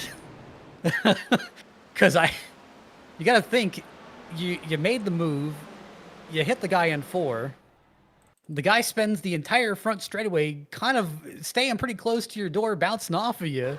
You finally get ahead of him, he goes into 1, you see him closing in your mirror. I think that would weigh in my head a little bit. Maybe. I mean, you see right there, he's going to clip the apron, but he's not out of shape at that point. It just overcorrects back up into Dobbs. Tom Bourne did get a piece of it as well. But you got to think about quarter panel. that's not the first team kill we've seen out of that team this season. No, that is true. And also And it's bear in mind, just, too, you talked about, maybe being a little bit worried. Shane Tyrion's got nothing to lose. This is his first start in the season. He's not battling for a yeah, championship. So for Noah Jackson, might have had that in the back of his mind. Is the 38 going to try and come and get me here in 1 and 2? And might have caused his issue. Is the 30, it's just the main thing. is there you any gotta keep- chance that the 38 takes the air off of his spoiler right there? Because he wasn't close enough to spin it, but he was definitely close enough to cause a little bit of aerodynamics change, maybe. See, I thought that too, but at least in my mind, the distance is too great. Where it's like whenever I've seen other cars have that same type of aero looseness, it's been when they're usually almost sniffing the back bumper, just enough to get the air off. But Shane was a decent amount away from the back of the 20, where I think it just may have been the combination of the circumstances themselves on top of what was going on at the time, where it's like, hey, just so many things in the back of your head of, oh wow, I have not raced this guy before, I have not raced around him, I don't know how he reacts to things, hey, I need to go make some distance. And I think it was just kind of what you said, where he put that wheel on that apron, it was just enough to get the car out of shape. Well, Ryan White, we saw him go for a spin on the back straightaway. He didn't hit anyone and nobody hit him, so a bit of a harmless spin for the driver of the 34. But that wreck does take Noah Jackson and Alan Dobbs out of this race. Dobbs is already locked in on points. We're going to have to wait and see what the situation is going to be here for Noah Jackson. So for Jackson, he's got to worry about one of two drivers now. And that would be Ryan Catalano or Rylan Faccianato, because there's no doubt in my mind, 6 positions back, Christian Ruse is up in 4th. He's leapfrogged Noah Jackson. Jonathan Cogswell was 9 positions back. He's currently up in the 11th position, so he has leapfrogged Noah Jackson. Right now, based off the running order, Ryan Catalano actually looks like he might have actually stayed out here under this yellow. So he's leapfrogged all the way up to 7th. For Catalano to knock Noah Jackson out of the playoffs, he needs to finish 16 positions ahead, which means he needs to finish in 6th or better. Right now, he is 1 spot shy of that goal. He and Jackson would be tied right now. Though let me double check. I don't know if there's bonus points for laps led. If there is, Jackson has led a lap. So it may be actually more positions that picked up. Yeah, you actually get a bonus point for a lap led here too. So actually 5th or better is what Catalano needs to finish, unless he can lead a lap here in this race. Catalano is kind of just one of those guys, he's at the mercy of kind of his situation, that all you can do, and I say this so much to various drivers, to friends, you do what you can do. Race the best you can race, because, I mean, look, even if you kind of mess it up afterwards or it doesn't work out, caution's out already. Massive crash on the front straightaway. Cogswell is in the middle of that, along with Mackey, Kelly, Peters, Faccianato. I think Brock Whitehead was in that. Man, Brock Whitehead has not had a night to remember here. Maybe some stack up here on the restart, bringing out the 6th caution. We'll go back and take a look at what Man, the 27 got turned. 27 got turned outside of that accident. He was trying to slow down. I think it might have been a stack up right there with Brock Whitehead in the 71. So we did get a little bit of clarification on actual points. Bonus points are being paid out for 2 points for pole. Lap led is 1, and most laps led is another 1. So there's some wiggle room here.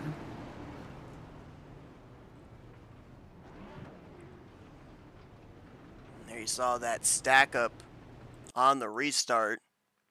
Brock Whitehead getting into the back of Jeffrey Kleinsman. It all just kind of culminated from there, and then a bunch of drivers either on the brakes or trying to dart left and right to avoid.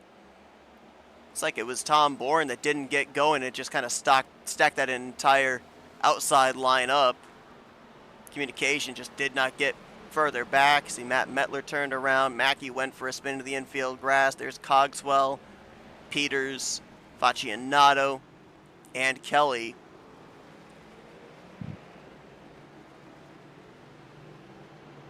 You know, as I'm kind of sitting here, I kind of think a little bit more about Noah Jackson. How different of a story would that have been if he got those both of those stages? Oh yeah, If he got the stage points out much of them. different. Much different. But that's the risk. You played the big game, and unfortunately, the big game didn't work out. That's a risk. That's a risky one, though. Oh, I mean, I remember beginning of the season when I asked Scott, I was like, how do you get into the playoffs? He said, well, first, win, second, stage points are going to be crucial. And we've had more and more of an emphasis on stage points ever since the playoffs began. They have been difference makers as to whether you're going into an elimination race on the offensive, trying to fight to get into or above a said cut line, or on the defense to preserve your spot. And we've seen how different drivers have had to kind of rise to the occasion depending on their situation.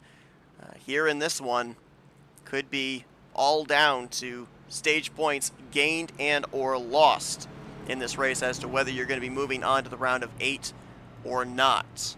So we do know that Noah Jackson does have the bonus point for leading the lap. I do not believe he has the bonus point for most laps led. I believe right now that would go to either Shane Tyrion or Alan Dobbs. So right now, if my calculations are right, there's only one bonus point between him and Ryan Catalano. Catalano looks like he's going to restart up here in second place, so this could be a crucial restart for him. If he's able to stay in touch with Roos, who's going to be the control car, get around him and lead a lap, that negates the bonus point, and then it just comes down to finishing position. and gotta think, I'm seeing Shane come down, and it makes me scratch my head. I wonder if they're not fully good on gas yet. Either they were not good. I think they're in the window. My thought process is we're now seeing more cautions in the second half of this race than we saw in the first half. They might be planning for one of the potential maximum 3 green-white checkered overtimes. Either way, if you're Catalano, I mean, it is set sail. This is basically one of those do or die where I don't really think it's 100% have to win, but if you really want to guarantee your entry, you gotta win. He needs to finish 5th or better without leading a lap, 6th or better with leading a lap. If he finishes in 7th and does not lead a lap, he and Jackson would be tied for the final position. And this is all assuming that we don't see Rylan Faccianato or Dalton McKenney win this race. If they win, then both of them are potentially out.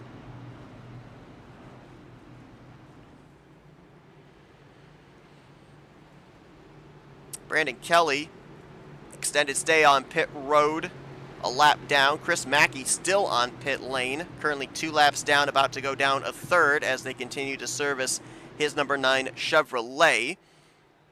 20 drivers going to come around to take this green flag, 19 of them on the lead lap as Christian Roos chooses the inside line. The control car going to get us back underway. Good launch, tucks up in front of Catalano. Roos looking for his first victory on the season. 6 points to the good after the second stage and looking in really good shape to advance his way into the round of 8. Ooh, Catalano got that message. He is going for it. Oh, a few cars in the fence behind. Got some around. One of them, I believe, was Jonathan Cogswell. Tom Bourne. Caution out for the 7th time tonight. Cautions breeding cautions as we draw closer to the end of this elimination race. And guess who was involved in that one too? I'm going to guess based off my running order here, Shane Tyrion. Yep. Just smashed the left front. They were almost 4 wide going through 1 and 2. Kenny there in that formation along with Patrick McQuaid. Tom just getting loose there on the bottom. Not the first driver we've seen to have that issue. Catalano and Noah Jackson have also seemed to fall prey to getting loose there and overcorrecting on that inside line off the second corner.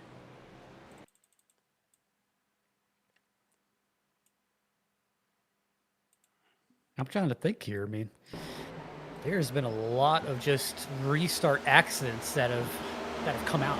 I'm just kind of curious on what's the catalyst for all this. I mean, obviously, yes, cautions breed cautions, but just what is kind of sparked this huge uptake recently? Only thing I could possibly think of, nighttime conditions, so obviously cooler temperatures, and maybe that combination along with cool tires. I mean, looking here, ambient temperature at 78 degrees, track temperature exactly the same. Despite the number of laps drivers have put down here on this racing surface, it hasn't seemed to raise the track temperature at all. And with these multiple pacing laps that we're now starting to have, and drivers coming down, changing these tires, might be making it a little bit slicker for them when they get back to the throttle through the center of 1 and 2 on these restart laps. So Ruse is in, along with a number of others, hitting from the race lead. That's now going to turn the top spot over to Jonathan Cogswell in the 27.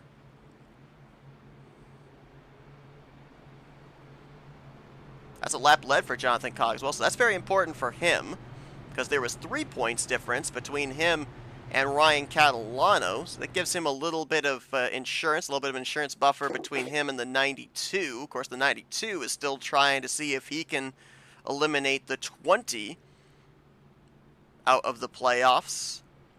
Catalano, I believe, actually was on pit road here as well. Yes, he was, along with Lilith Peters, Shane Thierry, and we saw him get that damage on the left side of his car. They're still working on his machine. Same for Tom Bourne. Brock White had extended stay on pit road too. We're starting to see more and more drivers sustaining some damage here and having lengthier stops in their stalls. And what did we say earlier? It's going to be an endurance race. Yeah. This is the endurance part of it. You guys got to survive. And this is considered a speedway slash super speedway in terms of its characteristics, and one thing about a super speedway, you want your car to be aerodynamically sound. We see a number of these drivers second half of the field that have got damage to the nose, to the front fenders. They are not getting that optimal straight line speed that they had at the beginning of this race.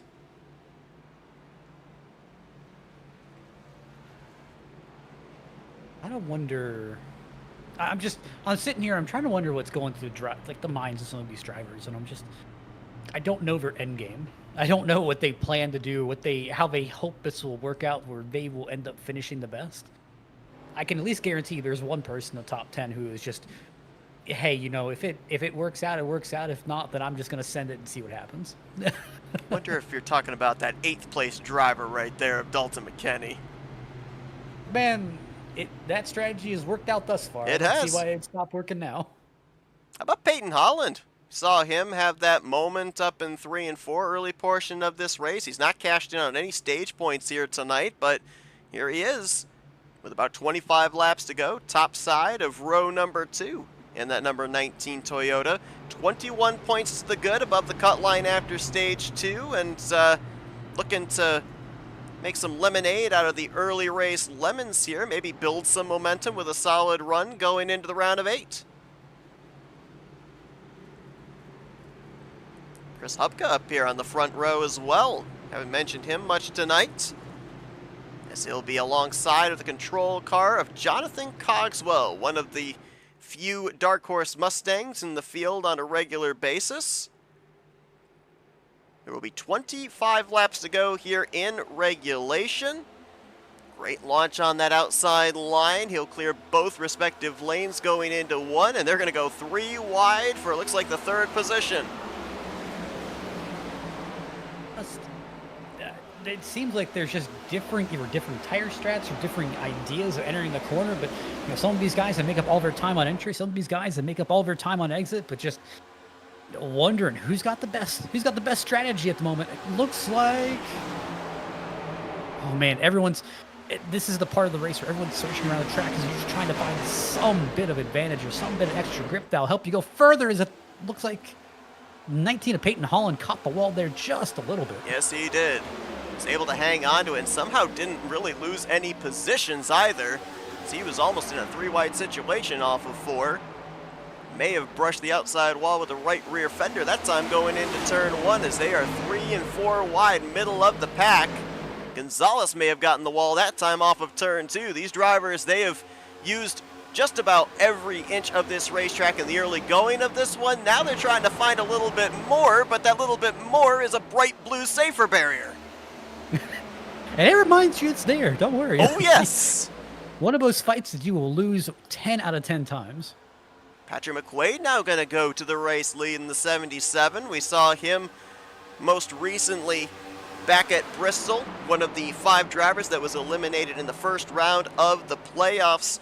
Called him Mr. Consistency during the regular season, one of the first drivers to lock himself into the playoffs on points.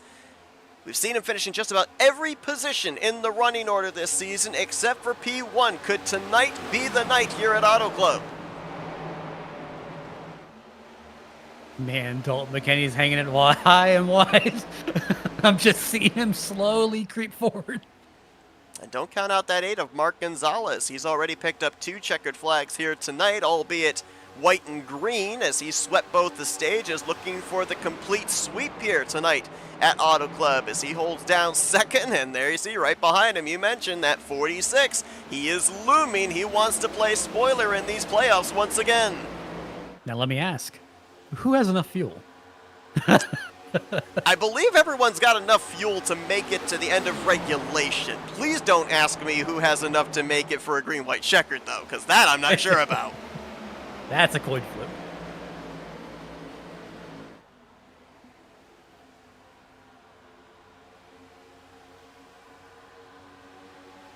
Let's drop back and find that 92 of Ryan Catalano, currently battling Jeff Kleinsma for 10th. His target position right now is 6th, to be able to move in ahead of Noah Jackson, who is retired out of the race in the 22nd position. Jackson cannot lose any more spots, so it is entirely up to Catalano to gain positions here in these final 20 laps.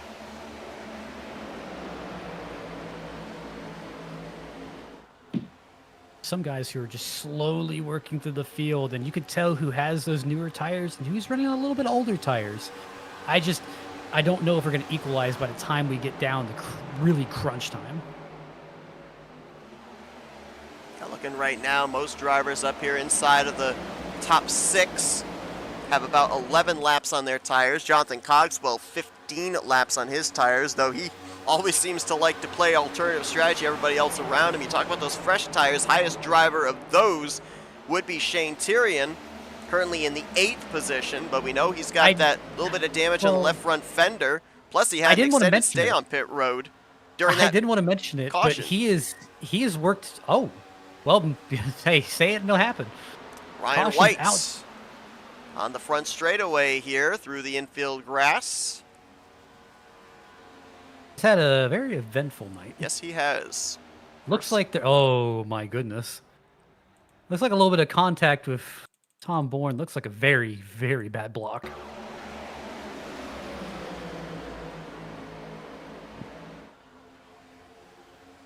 Yeah, we saw Bourne move down there.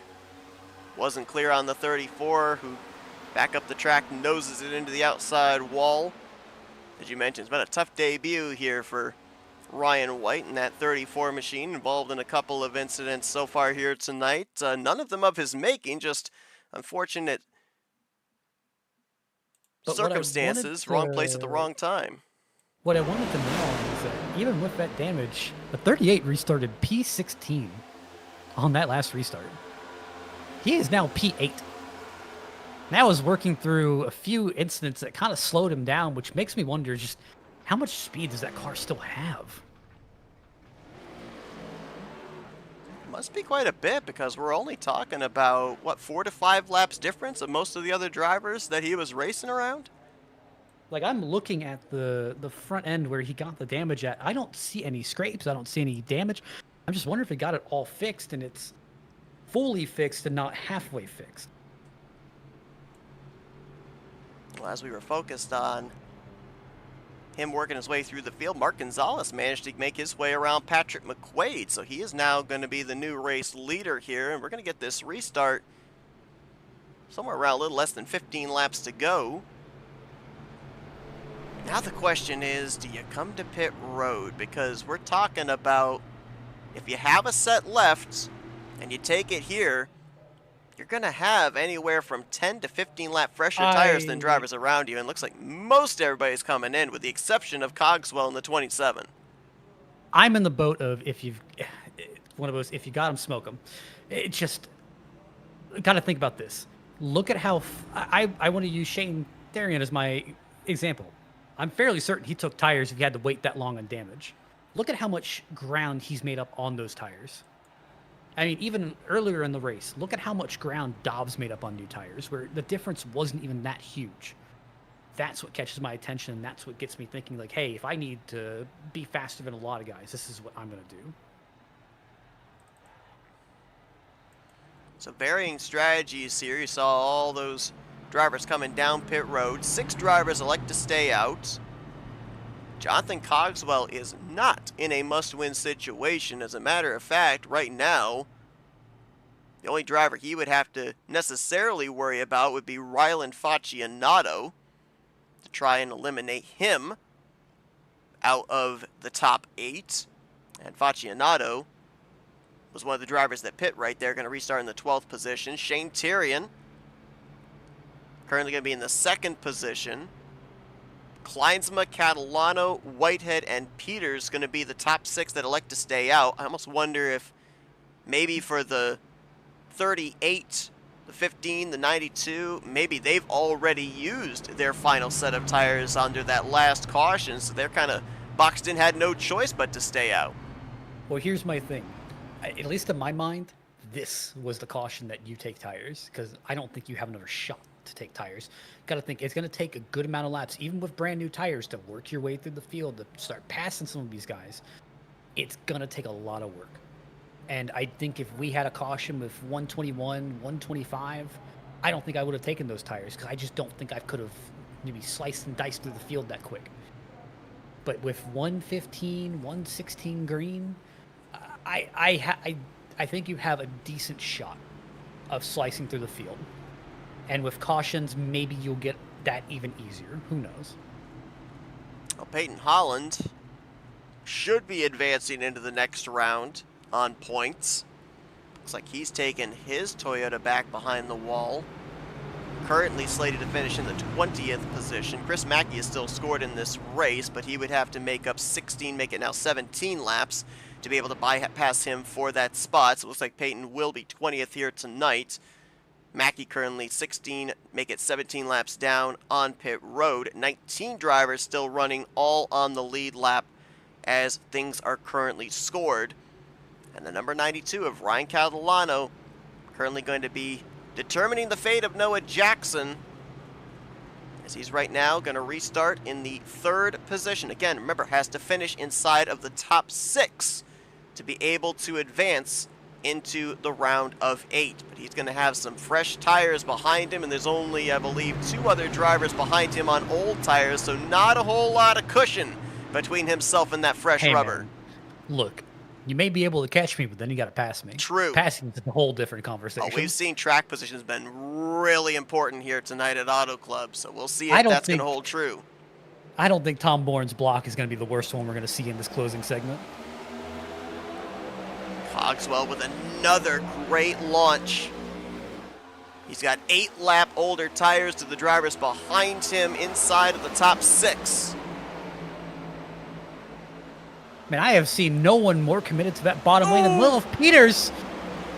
Near contact between Peters and Catalano there through 1 and 2.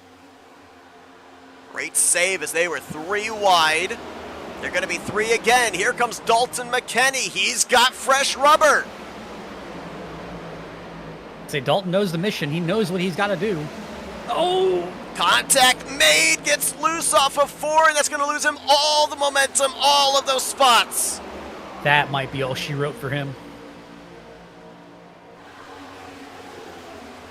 He went for it, but the car would not stick. That's a tough way to have it happen, but hey, I'd rather... Oh, we got one around in the middle of the pack. That's Brock Whitehead. He saves it. No, it's going to go around on the back straightaway. Maybe you think Brock Whitehead's getting dizzy with all of this. I think we're going to stay green. I think that's deemed down off the racing surface. Well, green. It's not been an enjoyable night for the driver of the 71 as battle is on for the lead. Jonathan Cogswell trying to hold off Shane Tyrion. Both drivers looking for their first win on the season. Cogswell's been full-time. Tyrion, his debut here tonight in the 2025 season. You know who's most happy that wasn't a caution? Ryan Catalano. Yes. He's got a little bit of working room here. He can afford to give up. Actually, I don't even know if he can afford to give up anything. I don't know if he's led a lap. I don't think he has. No, I think he has not led a lap so far here tonight. It's one of those things. You got to get your elbows up. You got to get ready to fight. Oh, he's going to lose a couple of spots there. Lilith Peters gets by him. Patrick McQuaid trying to do the same again. This is when we start using the fenders. 6th without leading a lap, ties him with Noah Jackson. Looks like a change for the lead. Shane Tyrion to the front. Manages to make the stick. Jonathan Cogswell is going to try and get this huge run down the back straightaway. See if he can shove it on in there. Catalano is going to drop to P6. Mark Gonzalez behind him. Fresher tires. 10 laps difference. And now Catalano going to go 3 wide here with Gonzalez and Patrick McQuaid. Shane Tyrion has made his way around Jonathan Cogswell. There's about 8 laps difference between the tires on the 38 and the 27 as he looks to set sail once again. Just north of 10 laps to go. Are we sure that the 92 has not led any laps? Even when the 25 to 35 pitted? Or the 20 to 35 pitted?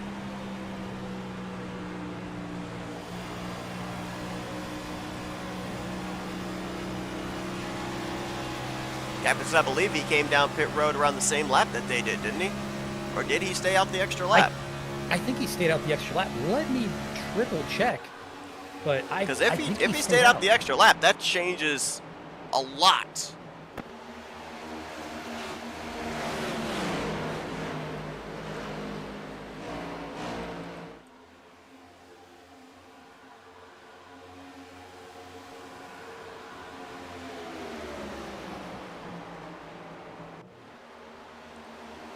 Jeffrey Kleinsma, he was strong last week. Top 10 car all day at the Charlotte Roval.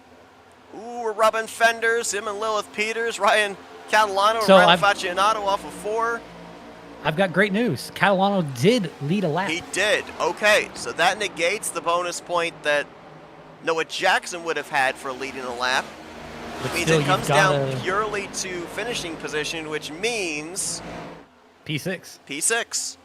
15 points back from Noah Jackson coming into stage 3. Jackson can finish no worse than 22nd. It's 6th or better for Catalano, who now has drifted back to the 8th spot. Hey, this is where names are made. You got to think. You got to get up there. You got to get 2 spots. Tom Bourne just knocked down the wall there off of turn 4. Trying to make his way back up into the top 10.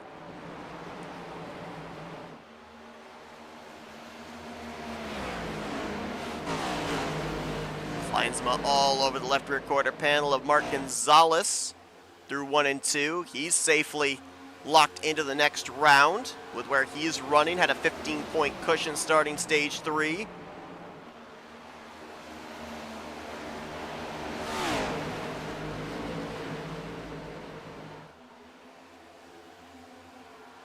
This is the moments where it's like, you got to think as a driver, if you're in Catalano's position, you see the 2 cars ahead of you, you see them pulling away, and it's like, man, there's nothing I can do, or at least you just hope that there's like just maybe a 10th or something, or you can find a line or just some place that the car will hook up and drive. Maybe hoping that they're going to lean on each other and stall out their momentum that way, too. One guy gets over ambitious. Yeah. Yeah, because he is the biggest fan of that 15 to 25 fighting right now, where it's anything that will drag me back into this conversation where at least it gives me a shot where I can see if I can body someone out of the way just to get by where spot to spot. Faccianato with the crossover there on Kleinsma. Kleinsma will battle back to the inside. And again, this is exactly what Rylan Catalano wants to see, because this side drafting, it's slowing the 15 and the 25 down, which will allow him to maybe make up ground, make it a 3-car fight for this 6th position. It's getting sketchy. Dalton McKinney's worked his way back up here, and that's just a testament to his new tires. Yeah, but he may have run out of time. He's in a must-win situation. Rylan Faccianato scored no stage points tonight. That put him almost in a must-win situation as well, as he's in P7. Cogswell, if he can hang on, he's already got himself locked into the playoffs, but he would be solidifying his spot into the round of 8 here, is way up the track, maybe in a battle for second with Patrick McQuaid in the closing stages. And you got to think about this too, where you may be wondering, like, hey, if that guy's already locked in, why is he not letting this one guy by, or why is he fighting him so hard?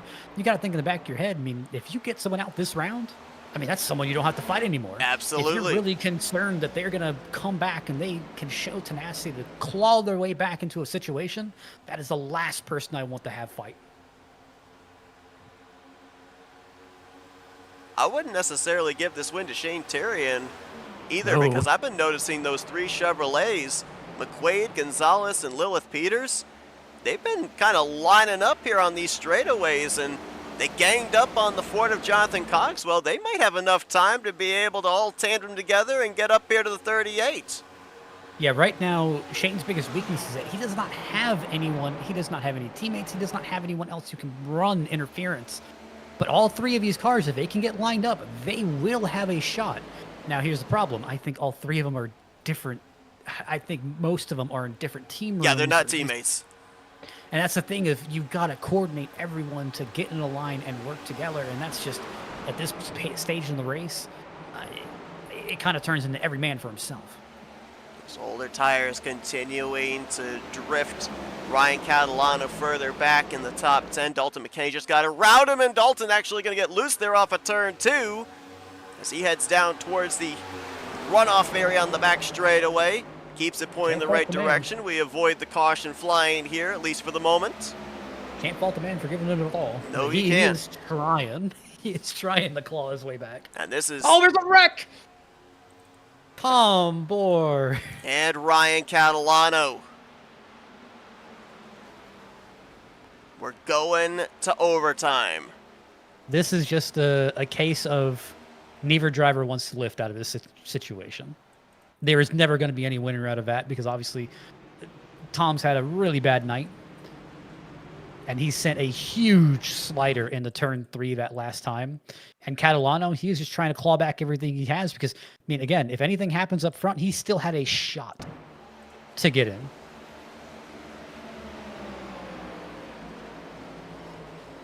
Just one of those, it's a rock and a hard place. There's no good ending there. A lot of damage sustained for both of those drivers. Specifically the right front for Catalano. Damage on both the left and the right front of Tom Bourne, as he was pretty much sandwiched up there between the 92 and the safer barrier.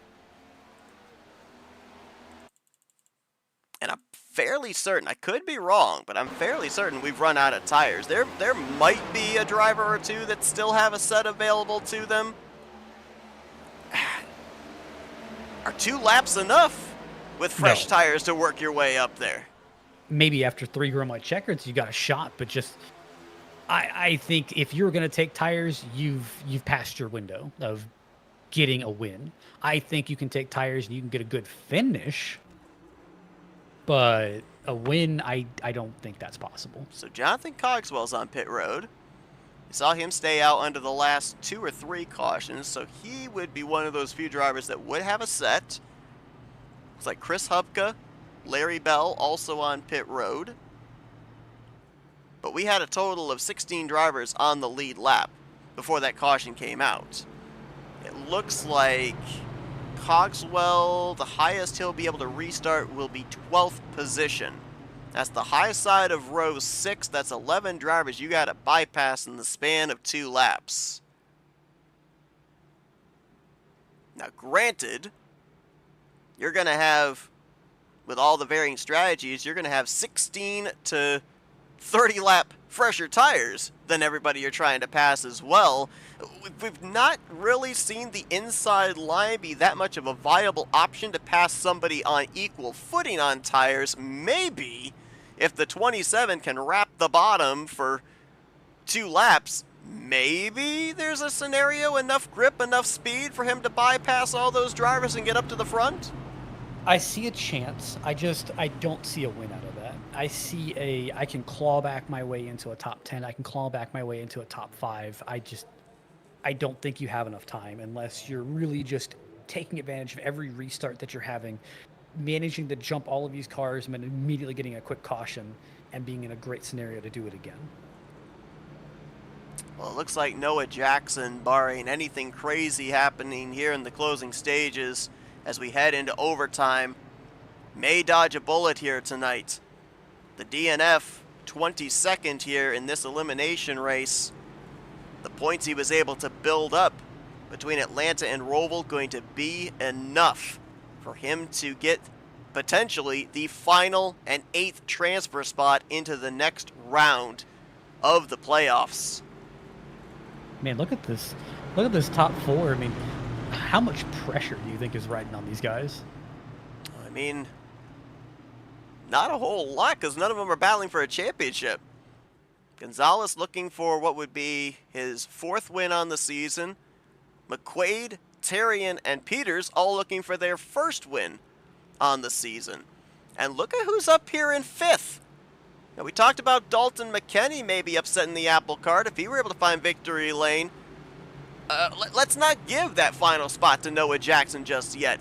If Rylan Faccianato can find his way to the front and pick up this victory, he leapfrogs everybody, jumps above the cut line, and advances into the round of 8. So he's still got a shot at this thing. It's a green-white checkered, so I mean, it's really just who is going to get a good restart here. If you mess up your restart, I think you've got about 1 shot to take that chance of getting that win. First of 3 potential overtime green-white checkers. If the caution flies before the white does, we rack them up and do it again. If the leader takes the white flag, next flag will end the race. Shane Tyrion up through the gears. Great launch as the control car will leave him stacked up from 2nd place on back. Keep an eye on those fresh tires. Jonathan Cogswell and company. How much time have they got? You know, I was watching that with Mark Gonzalez and Patrick McQuaid, and I think Mark may have taken both the 77 and 8 out of the win. They hit right before we got to the restart box, jacked them both up. Now it's made it a 1v1 with the 01 and the 38. Lilith has loved that bottom line, has been able to make it work better than any other car in the field tonight, but I'm not sure there's just enough time left. Looks like they are going to make it back here to the car white around. flag. Still Christian green. Ruse. Oh, and now Patrick McQuaid's going to get spun. Oh, big hit into the outside wall for the 77. Car over on its roof. Oh, it's Tom Bourne again. Again. Massive pile up there from turn 1 over to turn 2. We're still racing it back. 2.5, 3 car length separation. Tyrion over Lilith Peters. First race on the season. It'll be first checkered flag on the season. Off of 4 for the final time. Shane Tyrion gets win number 1 of 2025. He will take the checkered flag tonight at Auto Club. Peters brings it home 2nd. Faccianato in 3rd. And after all that, Ryan Catalano managed to finish in 8th. He will be 2 points shy of advancing into the next round of the playoffs.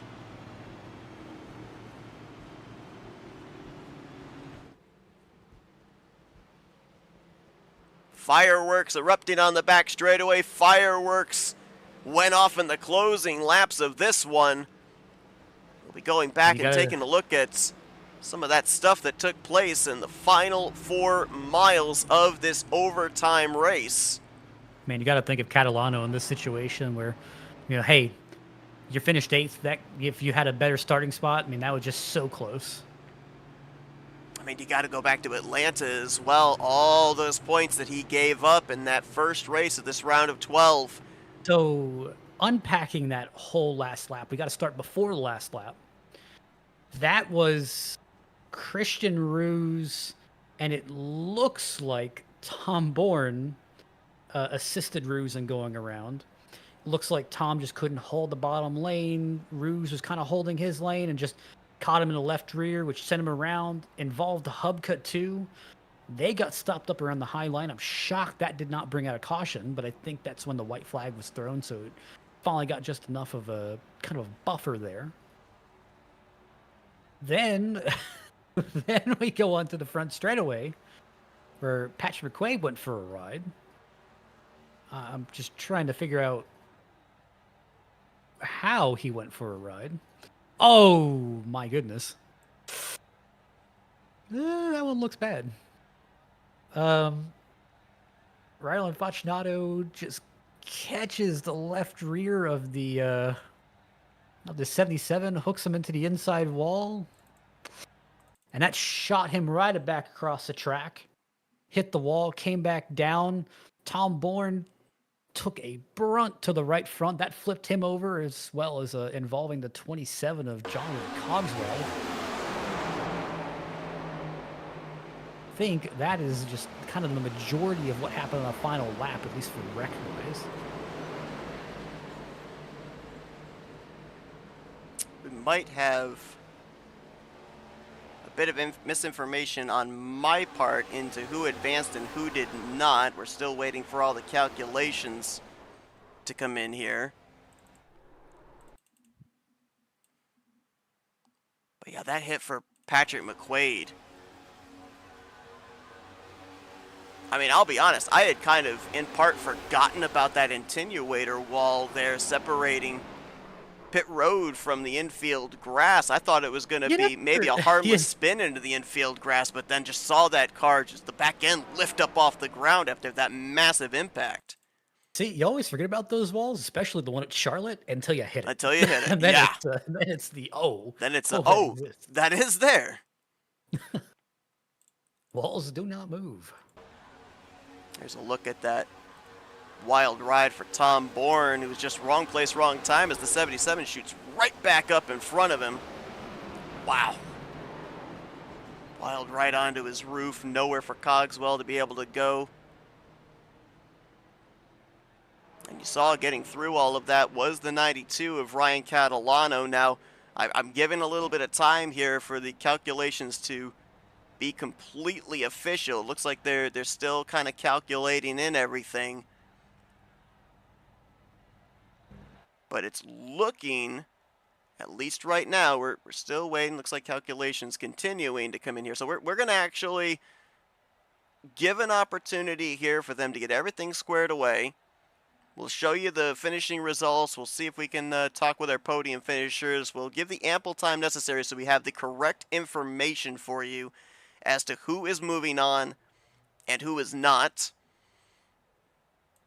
But here's how they all cross the line here. Shane Terrian, first start, first victory here this evening at the Auto Club Speedway.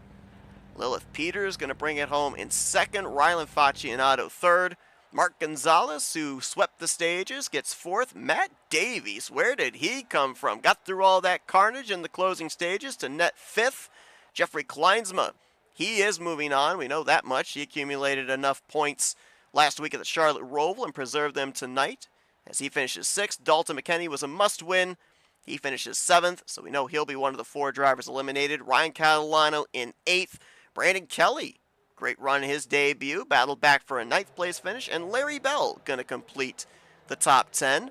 Matt Mettler in 11th. Jonathan Cogswell, we saw him caught up in that Patrick McQuaid, Tom Bourne wreck, gets 12th.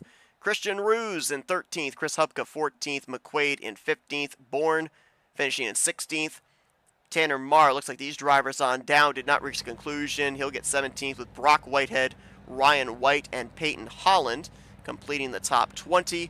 Chris McKay, Noah Jackson, Alan Dobbs, Chris Reese, Johnny Williams, and CJ Papa were the drivers that took the green and did not reach the conclusion in tonight's race. Well, it looks like most of the field is still in the infield care center, so it looks like we only have the winner here at the moment.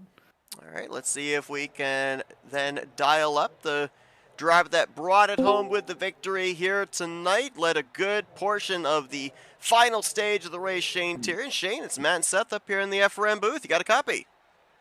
I got you. Great run for you here tonight. Had to play some varying strategy that at some points had you out in clean air, at other points had you back in traffic. But Matt remarked that even despite having a little bit of contact, a little bit of a dust up there at certain points of this race, the speed was still in this 38, making forward progress. How worried were you there once we ended up getting to this overtime, though, knowing there were going to be some drivers behind that were going to be taking on fresh rubber? Definitely worried. I put GG in the chat. I thought it was over. But I don't know who started next to me, but they were just lagging back so far. And I even tried to slow down to make us lined up more, and he still was lagging back. So I was like, okay, just going to go the second I touch that line in the restart zone, because he's not going to be able to react quick enough. So that was my saving grace. And I guess, I don't know if the 8 and him got together. It was just me and the second place car were just gone. I don't know what happened. And I was like, all right, well, this is easy pickings. I just got to play with the air and keep them behind me. So I've got to ask, when you got the front end damage from Mr. Thomas Bourne himself, did you just full on think it's over? Yeah.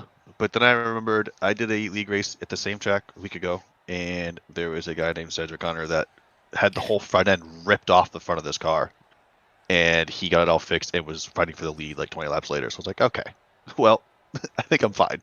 And I got a minute damage. It said everything was fixed, no RPMs were down, and good to go. Yeah, you make your debut here tonight in the middle of an elimination race. There are a bunch of drivers that have different scenarios. Some can advance if they get a top 5. Others are in must-win situation. How difficult is it battling drivers who may have that kind of sense of desperation and when they're battling you for position here? I just kind of raced expecting people were going to think I'm the new guy and not give me any room. So, and there was, I guess the 20 was kind of racing me like that. And, don't know really what happened off 2. I was going to cross him over because I don't know if I got him air loose. He did it to me earlier, got me air loose, and I doored the crap out of somebody, and I felt bad. But yeah, I wasn't really nervous. I was trying to help Tom as much as I could the first stage, and just trying to race everyone with respect, not touch anyone. I don't know who is who in playoffs. I just kind of just raced everyone the same way. So I just didn't want to cause any issues. You bring it home with the victory here tonight in your debut. Congratulations on a job well done, holding them off there in the closing stages. A lot of mayhem happened in your rearview mirror. I don't know how much you saw of that, but congratulations on picking up the victory here tonight. Get to burn it down here at the Auto Club Speedway. Celebrate under the lights in Victory Lane. And before we let you go to continue doing that, we're going to open up the floor to you for some Victory Lane thank you sponsors and shout-outs. Just going to thank, the other guys for the car, Matt for telling me to come race this because I got kicked out of the playoffs in my other league, so I need something to do. And yeah, just thanks for the league for having me. It was fun. Shane Tyrion brings it home with the victory here tonight at the Auto Club Speedway. Congratulations on the victory. In a few moments, we're going to be talking with another driver since it doesn't look like we have our remaining podium drivers at hand here. But we have been given the notification the points are final. And this is maybe the thing that I hate the most about playoff standings is normally I keep an eye on 1 or 2 drivers, and then there's always a third driver. There's always a fourth driver that you need to keep an eye on. It is official. Ryan Catalano is going to be in the round of 8 by 1 point. I believe we've got a hold of him. Ryan, you got a copy? Yeah, I got you guys. Wow. I thought I was done for until that wreck happened at the end. I mean, I'm going to be honest. I had you, with the math in my head, I had you 2 points behind the cut line. The official standings have you 1 point to the good. Cogswell involved in that last lap wreck, just enough for you to be able to leapfrog him by that 1 position. Man, these playoffs, they have been nerve-wracking. We go back to Bristol. There were a couple of drivers. They were question marks. Some were able to just barely get in. Some that looked like they were safe fell below the cut line. How difficult has it been here? How much pressure has been on you guys, just in the fact that it's not just one race that can determine your fate. We've seen 2 and maybe all 3 races have really been deciding factors into what the scenario looks like coming to the elimination races. Yeah, I mean, the cutoff even coming in here, like you guys know, there was, what, 4 or 5 of us within a couple points of each other. So, I mean, it was super, super tight coming in. You know, my race kind of started off terrible, then I was off strategy. I think the difference is, though, if I think back, is Dobbs and Noah Jackson pit, and I got 1 point for leading a lap, and that was the difference. And how much did your heart drop in that final lap? to Well, be basically on the outside looking in, and maybe in, maybe out. I don't know. yeah, I mean, I was, you know, that's why I didn't know, like, that's why whenever I was fighting with Tom Bourne there, and we were pushed up to the wall, I didn't know, like, where I was. I was like, I knew every spot counted for a point, so I was like, yeah, my nerves were, I'm still shaking. So obviously, one would assume you don't want to be in this situation again when we get to Talladega, of all places, for our final elimination race. We got Phoenix next week. We've got Martinsville in 2 weeks' time. What kind of experiences from this round can you take away into the next round to maybe have yourself in a less nail-biting scenario? Yeah, just don't make a mistake. I mean, I made a mistake there on lap 1, you know, getting down there, the air kind of spun me around. I mean, luckily a caution did come out, but like I said, I was just off sequence. I was a lap down. That caution that came, I forget how many laps it was to go, but that put me back on the lead lap. And I mean, it just, I don't know, all the pieces kind of fell into place for me to make the cut line, and just by 1 point. Well, we said it was going to be exciting here tonight to see who was going to advance and who wasn't. We certainly weren't lying. Congratulations on finding yourself above the cut line, advancing into the round of 8 here, and going to work and trying to find a way to advance into the Final Four next week in the desert at Phoenix. Before we let you go here, Ryan, and catch your breath, we'll give the opportunity for some thank you sponsors and shout-outs. Yeah, thanks for everybody. I mean, that was actually a really great race. I mean, I think Auto Club kind of creates that kind of racing just because how many lines and grooves. So yeah, thanks to all the guys. I mean, majority of us were clean throughout. I mean, obviously, at the end of the race there, I mean, everybody's going because, like you said, nobody knew where we were at on a point scenario. But yeah, thanks to all those guys. And then, you know, the sponsor of the playoffs, you know, topitoffsauce.com. Like I say, I talked to you guys last week about this, but, you know, I just want to shoot it out there. It's, if you use code playoff25, you get 15% off your order. You know, Hubka and all those guys, appreciate them and joining the league, and glad to still be alive and, you know, by the skin of my teeth, and looking forward to next few weeks. Well, he is indeed still alive. He advances into the round of 8 here tonight by 1 point. Ryan Catalano continues his run here in the 2025 postseason for the Grind Cup Series. Congratulations on the job well done here tonight to be able to advance, and best of luck in the desert next week. Yeah, appreciate it, guys. Thanks. Just to give a little bit more of an overlook of the scenario of who advanced and who did not. So Dobbs locked himself on points, 40 points to the good. Jeff Kleinsma was plus 17. Then it started getting a little bit interesting. Peyton Holland was only plus 9 after his DNF. Tom Bourne, who came in tonight below the cut line, plus 6 at the conclusion. So those stage points he got were very valuable. Christian Ruse, who was caught up in that wreck there in the final run, only plus 2. Noah Jackson plus 1, and a big reason for that was something I did not calculate was Jackson started on the pole. So he got 2 bonus points there along with a bonus point for leading the lap. That was enough for him to stay above Jonathan Cogswell. Ryan Catalano was able to get the 1 position as well with the lap led. Cogswell going to finish 9th in the standings, 1 point below. He, along with Rylan Faccianato, Dalton McKinney, Brandon Cooper. Those are the 4 drivers that are not moving on to the round of 8.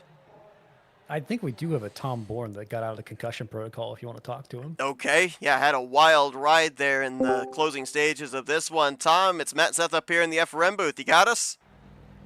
Yeah, I got you guys. Man, you had an adventure here tonight, and maybe no more so than that wild flip on the final lap going into turn 1, but you advance into the round of 8, came into this race below the cut line. Looked like stage points were a big difference maker into turning your fortunes for the better tonight. Yeah, I knew stage points were going to play a big factor. I was kind of focusing on making sure I had enough stage points because I know it can. The way my season has gone, as you can tell from this race and the final stage, it's just never good for me. I guess I just wanted that. That was the fastest my car was, flipping over. That's as fast as it was all night. So, um, As fast as Xfinity 5G. no, probably AT&T fiber. So I've got to ask. I mean, I'm not a therapist or anything, but if you had the point at one lap tonight and say this is when it went wrong, what lap would that be and why? Rolling off the grid. Well, why? No. In all seriousness, probably that I don't know what restart it was. Where I missed a shift on the outside. I think I was restarting fourth or something. I was switching back and forth between discords, and I just wasn't paying attention. I could right there. It was just well, actually, yeah, either that or when Noah and Alan ended up wrecking and caught, and ended up catching me in that. I didn't. It didn't look like I had damage on the left rear, and ultimately, it just kind of. I had all the air taken off me on both sides, and it just snapped around. I'm like, I can't do anything about this, and I just locked it down. And then Shane got into me and stuff like that. So it is what it is.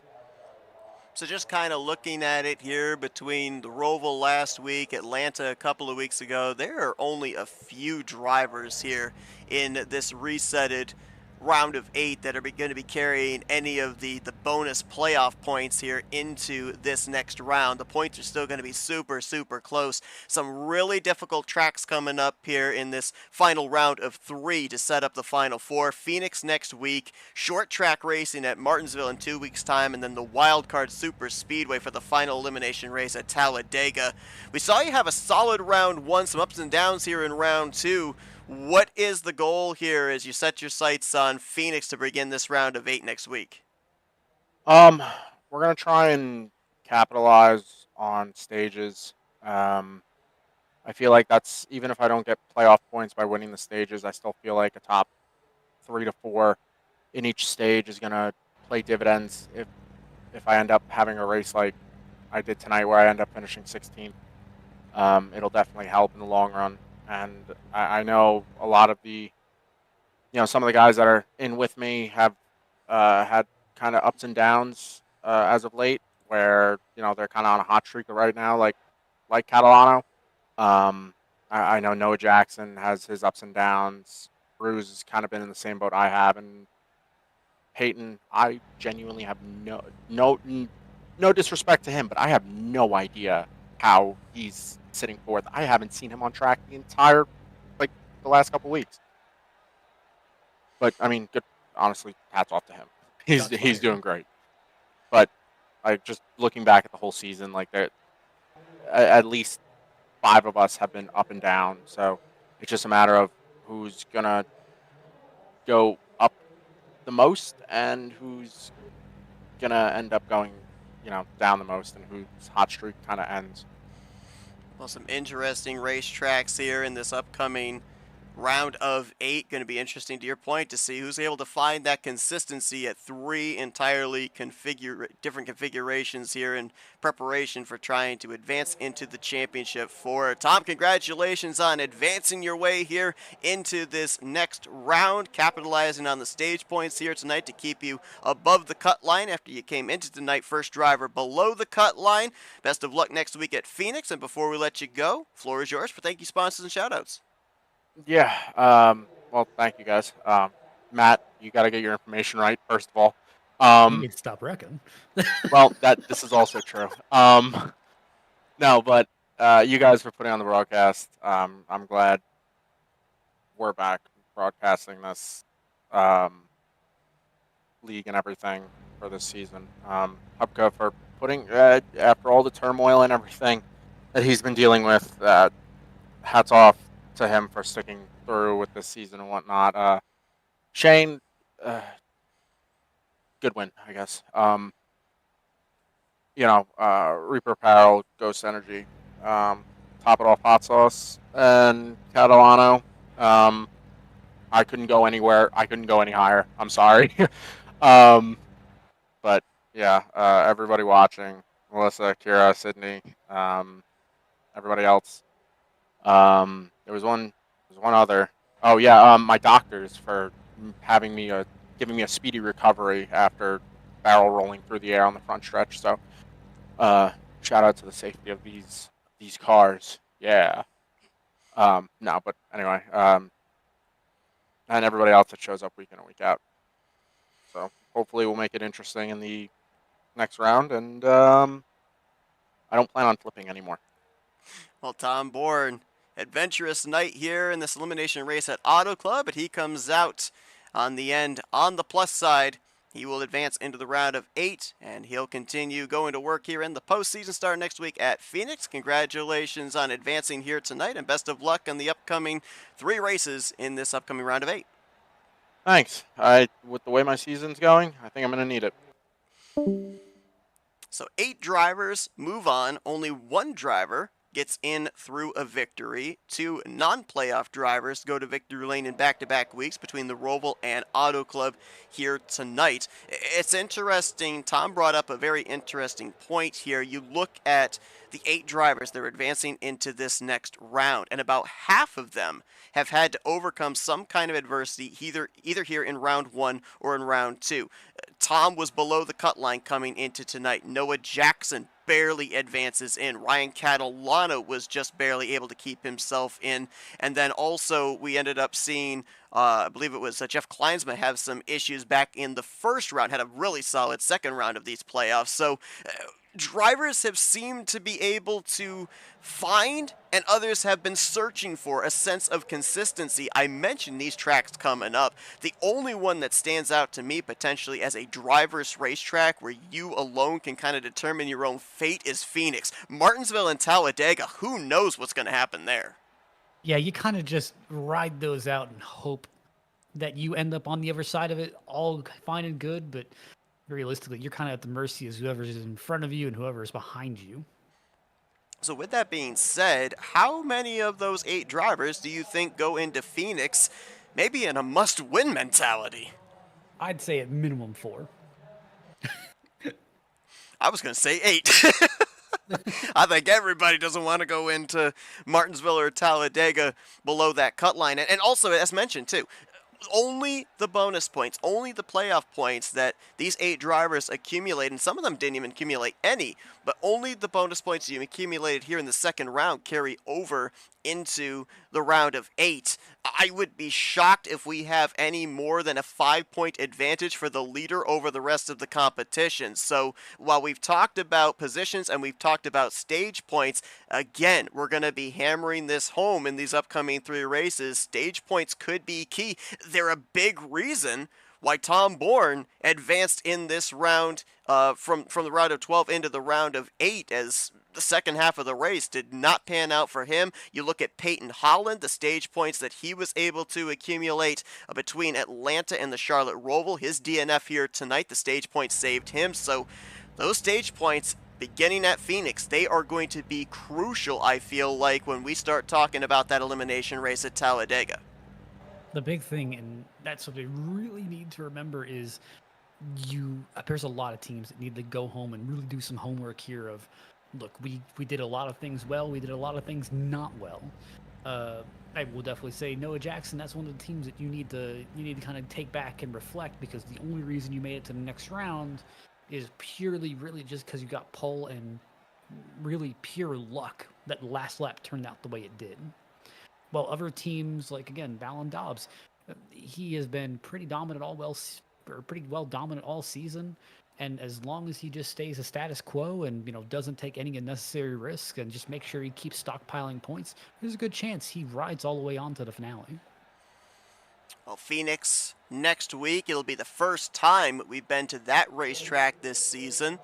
Talladega Super Speedway and Martinsville. Will be the second time we go to those two particular venues, and both of those races formerly won by a non-playoff driver and now a non-playoff driver, Tanner Marwin at Talladega, Brandon Cooper winning at Martinsville. So the odds start to get slimmer and slimmer of a playoff driver winning their way into the next round. Heck, we only had one playoff driver win their way into this round of 8, that being Trey Whitehead back at Atlanta. But the points are official. We know the 8 drivers that are moving on to battle for the championship. Cogswell, Faccianato, McKenney, and Cooper. Their road to the title ends here tonight. Next week, it is Phoenix Raceway that begins the round of 8. We'll be bringing you coverage of that next Wednesday night with the green flag flying at 9 p.m. Eastern Standard Time. Will we see a driver lock themselves into the Final Four as early as next week? We'll have to wait and find out. Congratulations to Shane Tyrion as he picks up the victory here tonight in his debut under the lights at the Auto Club Speedway. Matt, appreciate you joining me up here in the booth here this evening. Our buddy Scott in Melbourne having some fun there, and I believe he's going to be back in the booth here next week for Phoenix, but appreciate you filling in, joining me here tonight for a thriller on the West Coast. Oh, it's always awesome to be able to drop in and criticize other people's driving that is clearly better than my own. We thank you all for tuning in to our coverage here tonight. We'll see you next Wednesday night as we continue on the 2025 season of the Esports Oval League's Grind Cup Series playoffs presented by Top It Off Hot Sauce. For Matthew Rodriguez, I'm Seth Cole. Thanks for spending your Wednesday night with us as you've been watching another broadcast courtesy of FRN, the Flatout Racing Network. This broadcast is the copyrighted work of Flatout Racing Network and may not be rebroadcast, retranslated, or used in any form without the express written consent of Flatout Racing Network and iRacing.com Motorsports Simulations. Flatout Racing Network would like to thank you for your support, and we hope you enjoyed